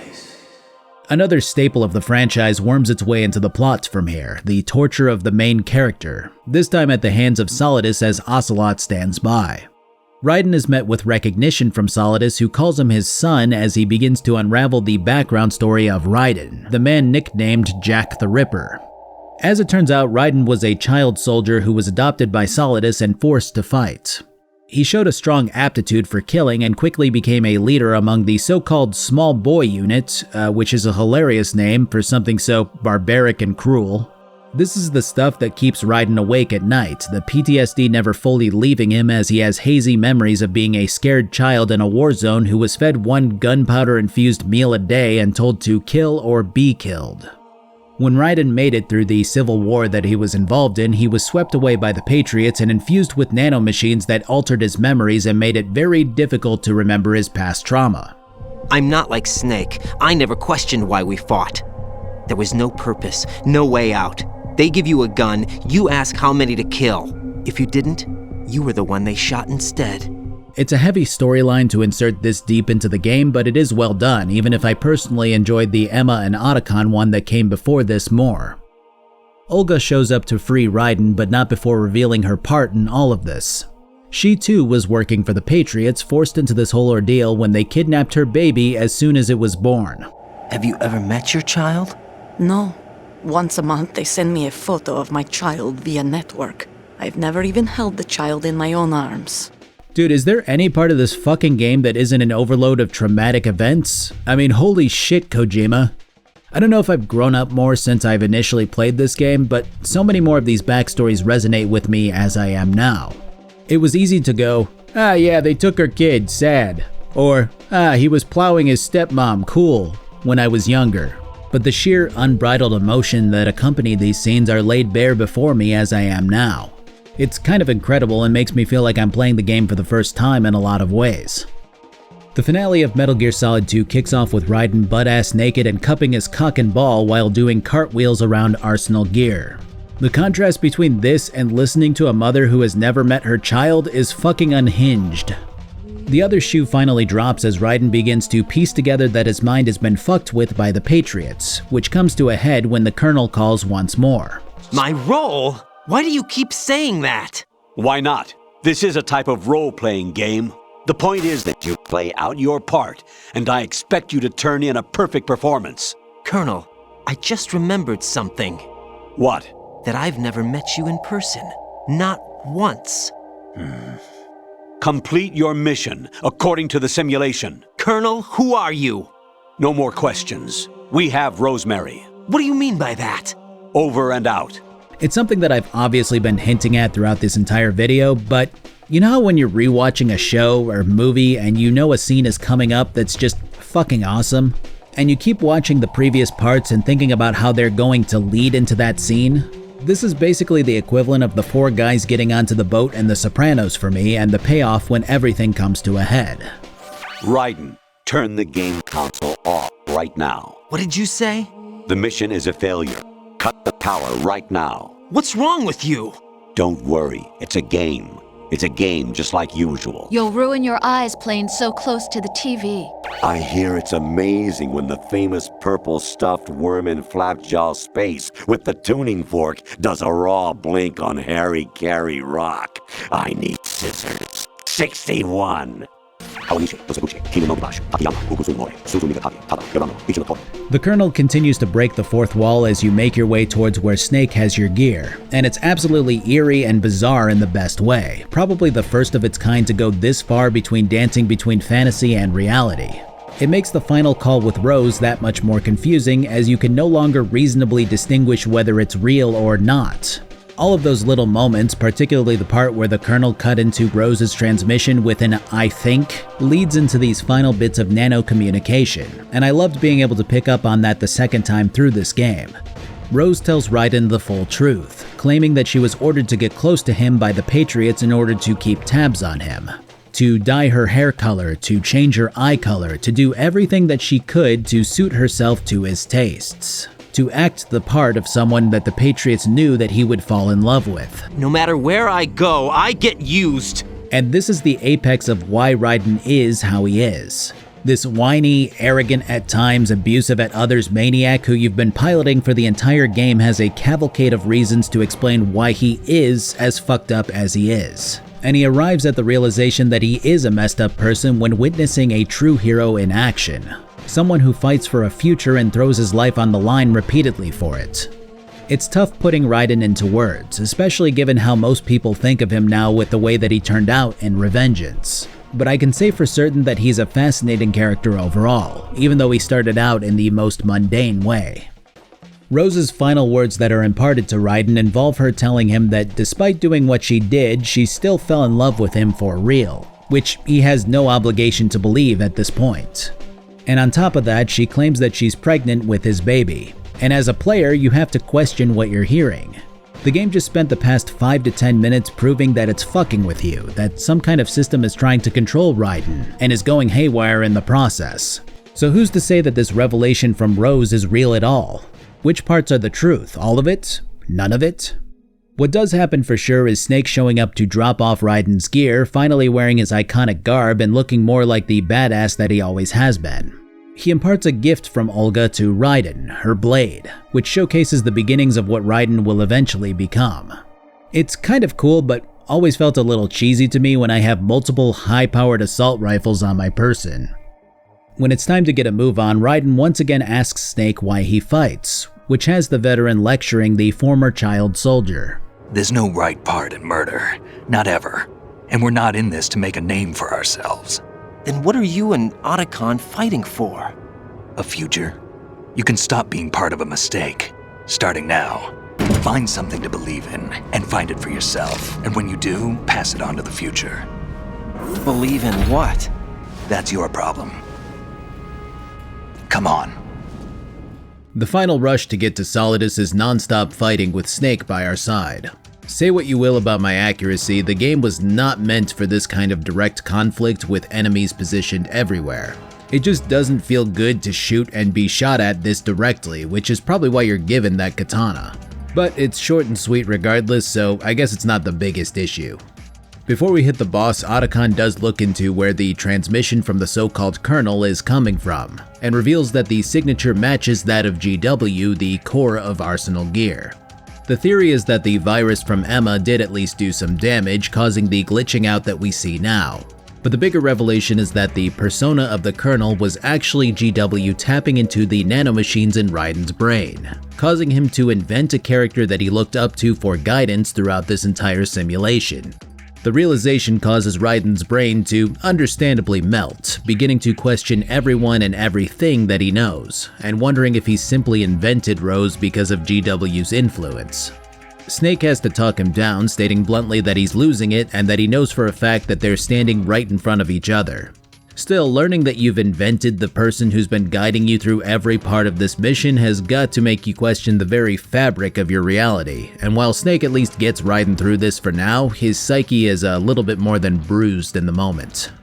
The finale kicks off in a circular room surrounded by heaps and heaps of enemies who continue to pile in, causing you to basically resort to the sword to save time and sanity. It's kind of funny, you spend the entire game gaining weapon after weapon, AKS-74U, M4, PSG-1, an array of launchers, and all of them get overshadowed against this many enemies by a fucking sword. Especially given that the enemies with swords just deflect your bullets. I'm sure that you could get around that by shooting them in the legs or something, but I mean, the sword is just so much faster. Anyways, this fight has GW continuing to fuck with Raiden's head by breaking the fourth wall, showing pseudo game over screens while you fight. Eventually you win, and here comes the final Dead Cell member who attempts to do something beyond shoot at boxes. Funnily enough though, this is a battle for Snake, who insists that Raiden continue on without him while he deals with Fortune. I never knew how to feel about this because I don't really think that the game was lacking by not having a proper fight between Raiden and Fortune. At first thought, I think it's natural to feel cheated out of a battle that seemed almost guaranteed to happen, especially when the game seems to tease it before ripping it away. But I really think that this only further feeds into the validation of the idea that Dead Cell was always a distraction, a carnival of troubled people who were used just like Raiden was. So I really don't feel like I'm missing out here by not getting to play through this fight. I mean, besides, we got Solidus to confront. The arena for this confrontation very much resembles something straight out of a video game, a fitting coliseum for the man with over 300 successful VR missions. I think this is supposed to be the top side of Arsenal gear, but it's really hard to tell because of the way that the floor is lit underneath us. Solidus calls out to Raiden from some hidden location, explaining that he was chosen to go through this whole ordeal to prove a theory. And that theory is that if you take someone who's pretty adept at infiltration and fighting and then put them through extensive VR training, then the outcome will be the creation of the perfect soldier on par with Solid Snake. Solidus knew that this terrorist attack was the way that the Patriots were planning to test Raiden to see if the fruits of their labor paid off, and only ever saw the boy as a distraction while he plotted against the Patriots. And now that he's flushed out Olga's betrayal from his ranks, he no longer has a purpose for Raiden. The fight winds up being against a whole heap of Metal Gear Ray units, 9 to be exact, though you only have to kill 6 of them on the normal difficulty.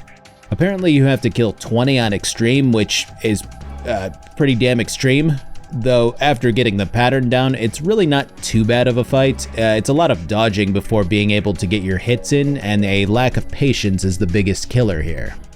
When it's over, Raiden collapses, unable to continue flipping around like a maniac with a stinger on his shoulder. Hard to blame him on that one. Alright, so now we enter about 42 minutes of non-stop back-to-back-to-back cutscenes. Yeah, this was the moment that Kojima was revealed to me as someone who really does not give a fuck about what the standard video game tends to look like. So Olga drops in and says, "Hey dipshit, if you die, my child dies." Not really sure what her plan is, but apparently it's stalling Solidus until a real threat can stop him. I mean, it kind of works to be fair, because he loves monologuing at us. After some back and forth, Solidus comes into the arena to personally punish Olga for betraying him. And he does, shooting her square in the head with a P90. Which I have to respect, because it honestly feels like 90% of other games, movies, and so on probably would have spared her somehow. Though on the other hand, I feel like she's also exactly the type of tertiary character that's perfect for killing off in this moment. So maybe I'm wrong about that. I'm not sure what's up with the Doc Ock tentacles, but I kinda respect them. 3 years before Spider-Man 2 also. At this stage, Solidus is still hellbent on killing Raiden via crushing him with a Metal Gear Ray for some reason, which works out in this moment because the virus finally starts to do its thing, mimicking the Foxdie virus from the first game.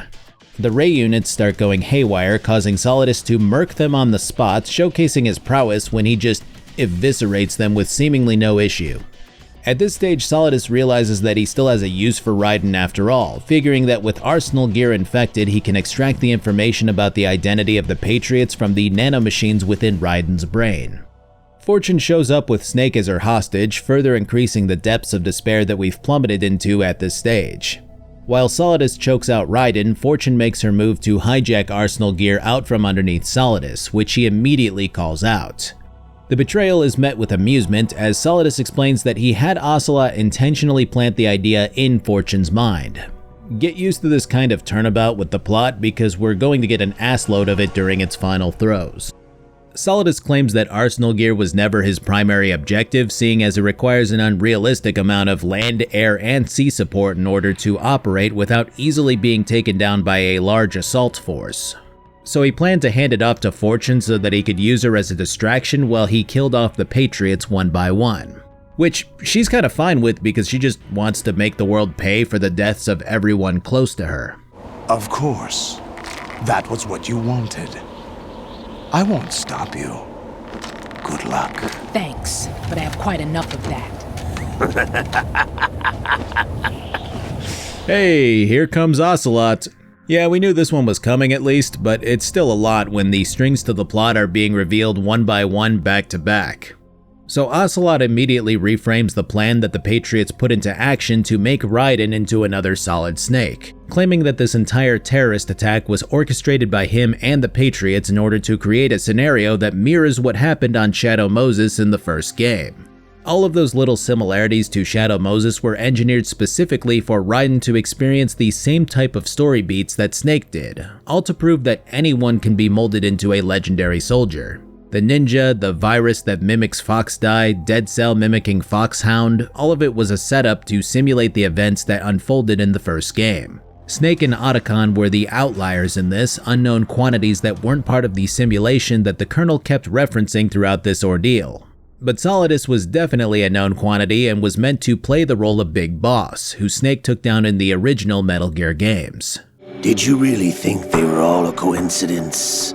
Finally, Ocelot reveals that he was the one who killed Fortune's father and had her husband imprisoned, which kicked off her misery. That Marine commander at the start of the game would be her dad, which explains why she always blamed Snake for his death until now. Then Ocelot shoots her in the tit. Yeah, she's not lucky, she just had a device planted on her by the Patriots without her knowledge that emits a very strong electromagnetic field. I'm not sure how she didn't notice that, but I guess we'll just let that one go. A lot of this stuff just relies on you letting stuff go eventually. You can explain all of this other bigger stuff, but then these little moments it's like, yeah, Kojima gave it to her and she didn't notice. I don't know what to tell you. The cooler aspect to this idea is that it explains how Ocelot was able to confidently walk up to a gigantic unit of Marines at the start of the game with no fear of bullets hitting him. I thought that was really fun because it takes that suspension of disbelief that has to occur for that scene to work and gives it some background reasoning. Fortune makes it through the bullet due to her being born with her heart on the other side of her body, which again feels like a plot point just for fun rather than function. Like he could have just shot her in the arm or the leg or something, but Kojima's like, no, that's not a fun enough twist. I don't know why Kojima sounds like that. Ocelot decides that it's time to kill everyone here with the aid of the Ray unit on standby, casually deflecting missiles and whatever else is being shot at him. Some strong electromagnets, big EMAGs as they call them in the business. Solidus, who just displayed his aptitude for killing Ray units, decides to just pull out his swords and strike a stance instead of destroying the thing. So yeah, we're back into anime territory. That tends to be the issue with Kojima's writing, because he spends so much time explaining every little thing and giving reasons for plot points to exist as they do, and then he ignores entire potential explanations to pull off the flashier scenes. In this case, Ocelot unloads Ray's entire payload to rain hellfire down on the four below him. And Fortune stands up and shouts her own name like a fucking Pokemon before somehow deflecting the blasts. Fortune!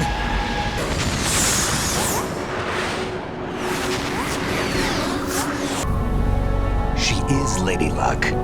I mean, it's kind of the same thing as what's going on with Psycho Mantis in the first game. Sometimes Kojima just goes, these guys get legit magic psychic powers because you know what, that's fun.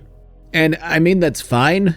It does create interesting moments, but it feels extraordinarily out of place due to the fact that he does take the time to give an explanation to nearly every other seemingly miraculous moment. Either way, before Ocelot can continue his assault, Snake begins shouting at him, which causes Liquid to fully awaken and take control again. Brothers! Liquid! This begins a plot that continues and concludes in the fourth game, which is the 1000th time that I've said that. But yeah, Liquid leaves the group to go crush the Patriots once and for all, and Snake jumps after him to plant a tracker on the Ray unit. This leaves Raiden and Solidus, who ride the out-of-control Arsenal gear as it crashes into Manhattan. This scene used to have quite a few supporting scenes that accompanied it. You know, probably stuff like carnage, buildings falling, American flags burning, all that. Then 9/11 happened 2 months before the game came out. So yeah, it went from cruising towards Manhattan and then the scene shifting suddenly to being crashed into Wall Street. Do you know what day it is today? April 30th? George Washington took office as the first president of the United States of America 200 years ago today. And it happened right here. We were going to declare another independence, the dawn of a new nation, here. Solidus launches into a tangent here about how the Patriots have repressed the American people with their control and censorship for too long, and how he wants to put an end to all of that. It's actually remarkably similar to Senator Armstrong's speech years later during the events of Revengeance. Jack, it's not power I want. What? That one day, every person in this nation will control their own destiny. What I wanted to take back from the Patriots are things like freedom, civil rights, opportunities. Where the law changes to suit the individual, not the other way around. Where power and justice are back where they belong, in the hands of the people. The founding principles of this country.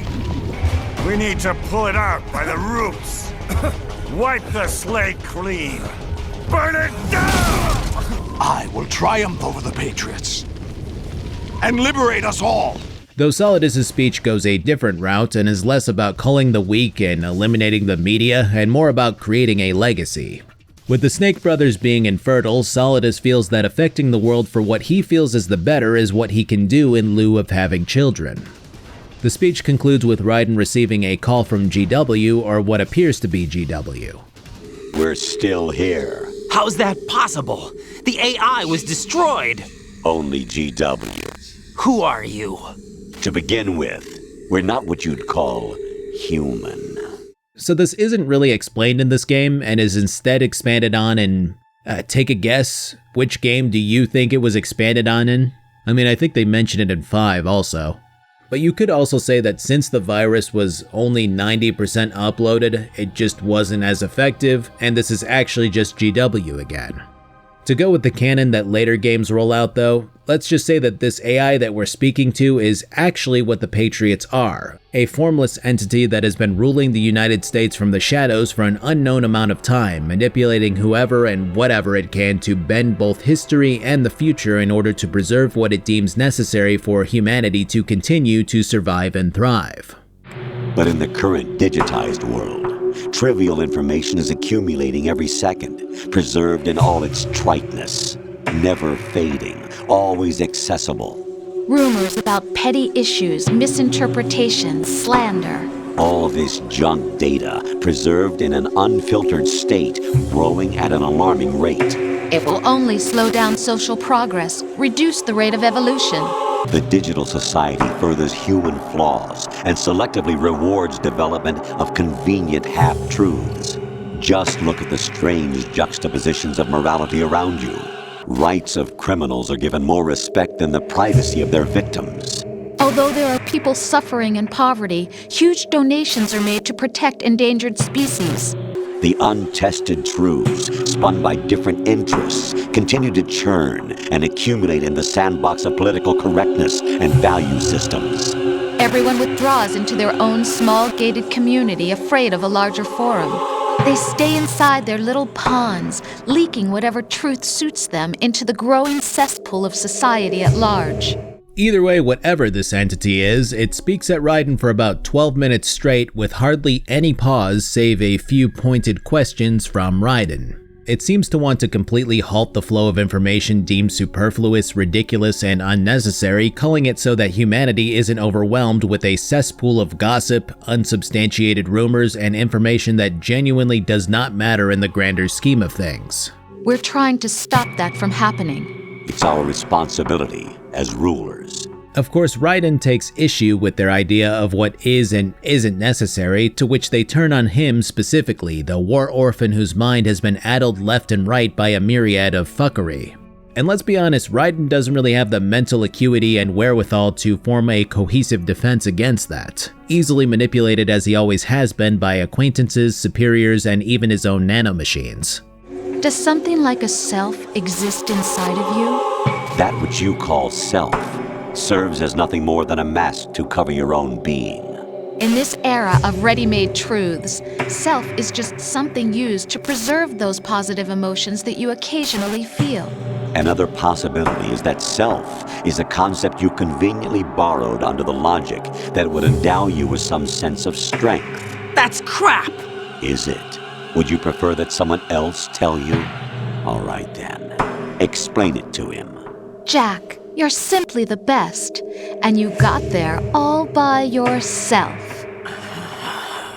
The grand point here made by the AI is that individual humans don't have free will when it comes to the age of digital information. They're slaves to their own bias, to garnering and gathering information from sources that they've deemed reliable for the pettiest and most nonsensical of reasons. They cherry-pick what they want to believe in accordance to ideas that have been established in their minds by outside sources, not thinking for themselves and choosing for themselves. We're not the ones smothering the world. You are. The individual is supposed to be weak, but far from powerless. A single person has the potential to ruin the world. And the age of digitized communication has given even more power to the individual. Too much power for an immature species. All this you used to struggle with. Now we think for you. Honestly, it's some of the most dense theming that I've had to wade through in a game. And I couldn't even tell you if my interpretation of all of it is spot on or missing the mark. It's just how I read this conversation. The ideas here extend far beyond pretty much any other surface level game plot, a stream of consciousness from Kojima's mind that many people tend to think about but few people tend to vocalize in such a poignant way. All framed by this villainous entity who seeks control for the good of humanity. After laying out plainly that the AI seeks to control human thought, it claims that the simulation that Raiden has taken part in wasn't meant to create the perfect soldier, it's meant to see if it's possible to control someone's thoughts with such accuracy that they wind up becoming the perfect soldier. It isn't about the result, it's about the process. The process of slowly piloting someone to jump through the exact hoops that you want them to by creating scenario after scenario in order to get them into the position that you want them to be in. Raiden was the perfect test subject in that regard because he was so willing to bury his own past and go with the flow that he wound up doing things that he never thought that he would, just so that he wouldn't have to face the reality of his own emotions. In the end, everything was for your sake. I was never part of the picture. Exactly right. So you see, you're a perfect representative of the masses we need to protect. This is why we chose you. You accepted the fiction we've provided, obeyed our orders, and did everything you were told to. The exercise is a resounding success. Didn't I tell you that GW is still incomplete? But not anymore, thanks to you. The final task given by the AI is to kill Solidus, which of course Raiden refuses to do. Aren't you forgetting something? If you die, my child dies. The termination of vital signals from your nanomachines means the death of Olga's child. Not to mention the death of Rose. She's wired the same way. So yeah, under the threat of both Olga's baby and Rose dying, Raiden faces down the harmonization of Solid and Liquid Snake in a fight to the death. Solidus seems fully on board with the duel, noting that they're both creations of the Patriots in their own ways. By the way, Jack, I was the one who killed your parents. You know, just in case Raiden didn't have enough reasons to fight. This is another one of those superfluous moments where the writing just feels like Kojima's going, "But that's not all, I've got more in the tank." I mean, you have to understand that we just went through 40 minutes of, here's Solidus's plan, here's Fortune's plan, which is also Solidus's plan, here's Ocelot's plan, here's the Patriots' plan, here's Liquid's plan, here's Solidus's motivation, here's the Patriots' motivation, oh, and also I killed your parents. It's just kind of like, alright, which of these things can we trim down a bit? And I say that as someone genuinely enjoying the game. Regardless, it's finally time to touch the controller again as the final fight begins at last. So this battle was definitely meant to look cool and dramatic for its time, which is fine. But swinging your sword in different directions causes you to slowly rotate away from the boss when he blocks, meaning that the optimal way for me to fight was to just spam up, wait a second for him to try to counter, and then keep spamming up. I'm sure this one was on me, but it's not like I got a lot of time to practice the sword. So the end result makes the fight look pretty goofy, all things considered. The AI calls in partway through to basically reiterate to Raiden that he has no free will, to which he objects, but then he just keeps fighting Solidus to the death anyway. I get what Kojima was going for, but it feels more than a little heavy-handed at this stage with how much the point has been harped on. When Raiden finally cuts Solidus down, he tumbles off the building and onto the base of the statue of George Washington, the imagery obvious but still pretty powerful as he reaches up towards the statue before expiring. The aftermath has Raiden questioning who he is and what his perception of reality means. Snake steps in to give him the antithesis of the points that the AI spewed out earlier, claiming that reality doesn't matter, that while you could pore over every historical fact or every perception of the world that we live in order to peel back its hidden layers and attempt to disseminate the truth behind what you're being told, what really matters at the end of the day is what you believe in and what you choose to fight for. That while you can obsess over the words that you're being told, it's the meaning behind those words that make all the difference in choosing what to believe in. He continues on to tell Raiden that while he was forced to do the things that he did during this mission and during his childhood, it was the thoughts and feelings that he had throughout these times that belonged to him, that he should follow. Those moments when he questioned why he didn't feel heroic like he perceived Snake to be, when he felt that he was doing something wrong or that he was being manipulated. Those feelings were valid, and it's up to him to decide how they'll shape his actions from here onward. It's one of the biggest messages of this game, even if it's relatively ambiguous when it comes to deciding how literally Kojima meant for it to be interpreted. From my personal understanding, the idea is to stop dissecting what outside sources tell you and instead become your own person, using your own feelings as your guiding star to create your own life.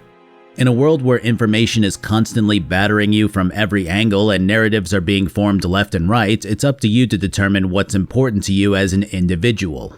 When applied to Raiden, it makes perfect sense. He's never felt like he's had a choice, and despite questioning a lot of his feelings while repressing the rest, he kept mindlessly forging forward.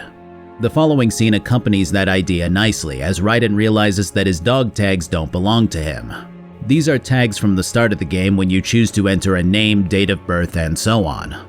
The brilliance here is that if you entered your own name, then Raiden is breaking free from the control of an outside source, the player.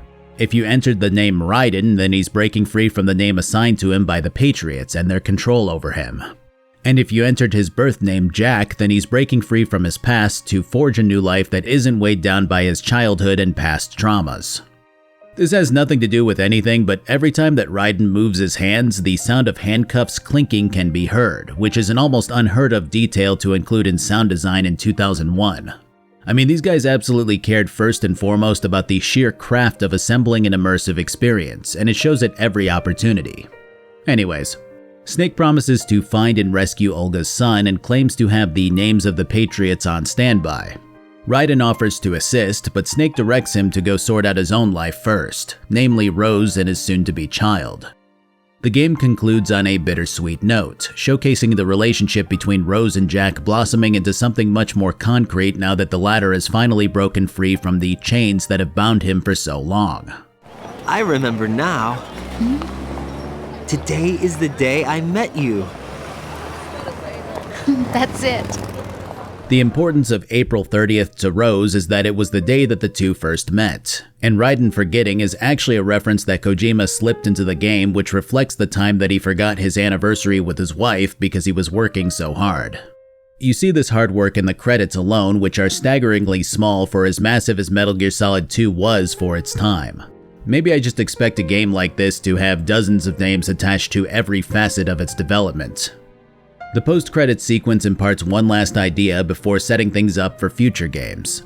The idea that creating a legacy for future generations doesn't just have to be about having offspring and nothing further.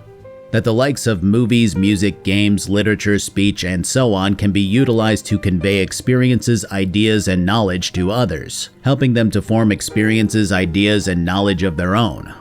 That no matter how tarnished and upsetting our history may be, we have the right and the duty to convey it to future generations in order to pass on the torch. Earth may not be forever, but we still have the responsibility to leave what traces of life we can. Building the future and keeping the past alive are one and the same thing.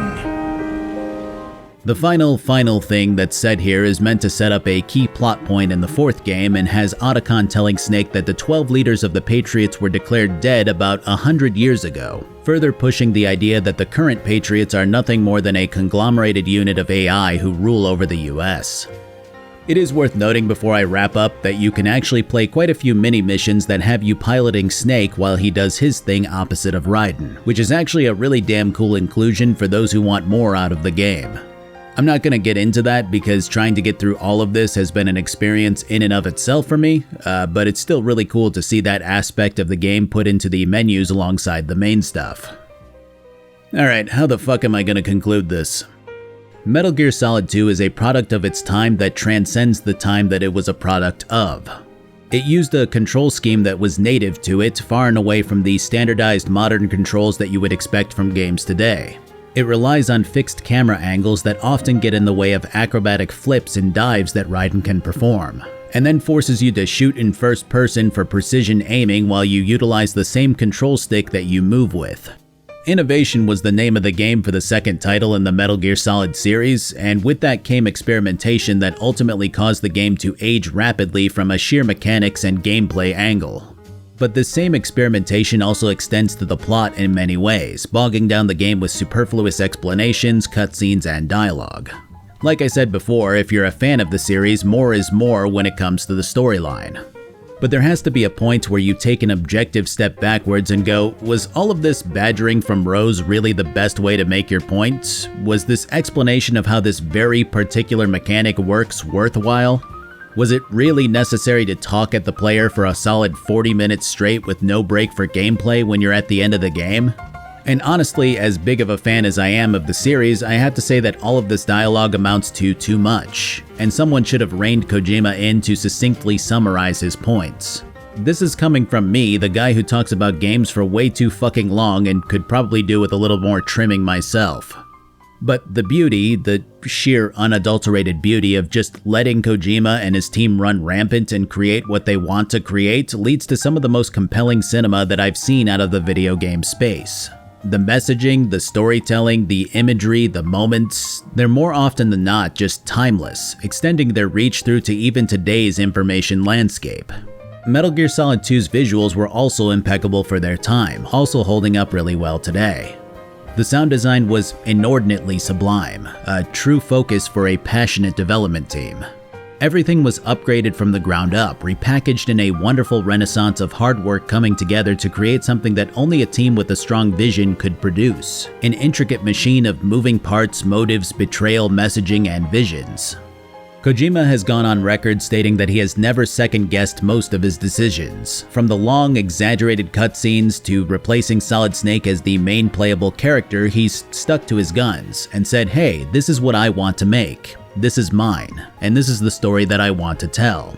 There are always going to be advocates and detractors alike from big names regardless of the industry that they represent. I'm sure there are a dozen reasons to dislike the guy that have been brought up slowly but surely. But as someone who has always put story first in gaming, I have nothing but respect for someone who is so sure that they're taking the necessary steps to see their vision unfold precisely the way they want it to with minimal compromise. It's one of the key themes for this very game, being able to tell your story and pass down your legacy the way that you want. It resonates for someone like me who hashes out video games and long-form content. I know it sounds a little silly, but some are going to respect and appreciate what I do, and others are going to detract from it and not quite understand it. And that's their view on the world, something that I can understand and respect. Metal Gear Solid 2 is 100% better than I remembered it being. And like I said, that might just have something to do with how I've changed as a person over time. The ideas, messaging, and big moments just have that much more impact on me as I am now. and dissecting it has been an exercise that I didn't think I would derive as much joy out of as I have. It's been a long time since I've gotten to the end of a game that I've played before and went, oh man, I really need to get to the sequels again. It saddens me more now than ever to make it through a game and take something so profound away from it, only to realize that it's effectively over due to the mismanagement at Konami. But that's just how things are sometimes, and I think that that's when the journey is what matters most. Thanks for watching. I think I spent more time writing the script for this one than playing the game, but hey, hopefully I did it justice. I'm not sure what I'll be hitting next, but maybe I should look at that new Dragon Age game. Until then though, I have merch over at my merch shop. Not Metal Gear related merch or anything, but it looks alright, I'd say. I have a Twitch that I haven't quite gotten back to streaming on yet. I have a Twitter where I tweet out new videos, and croissants apparently. I have a Discord where people chill in the meantime, and I have a Patreon. And that's it. Have a good one.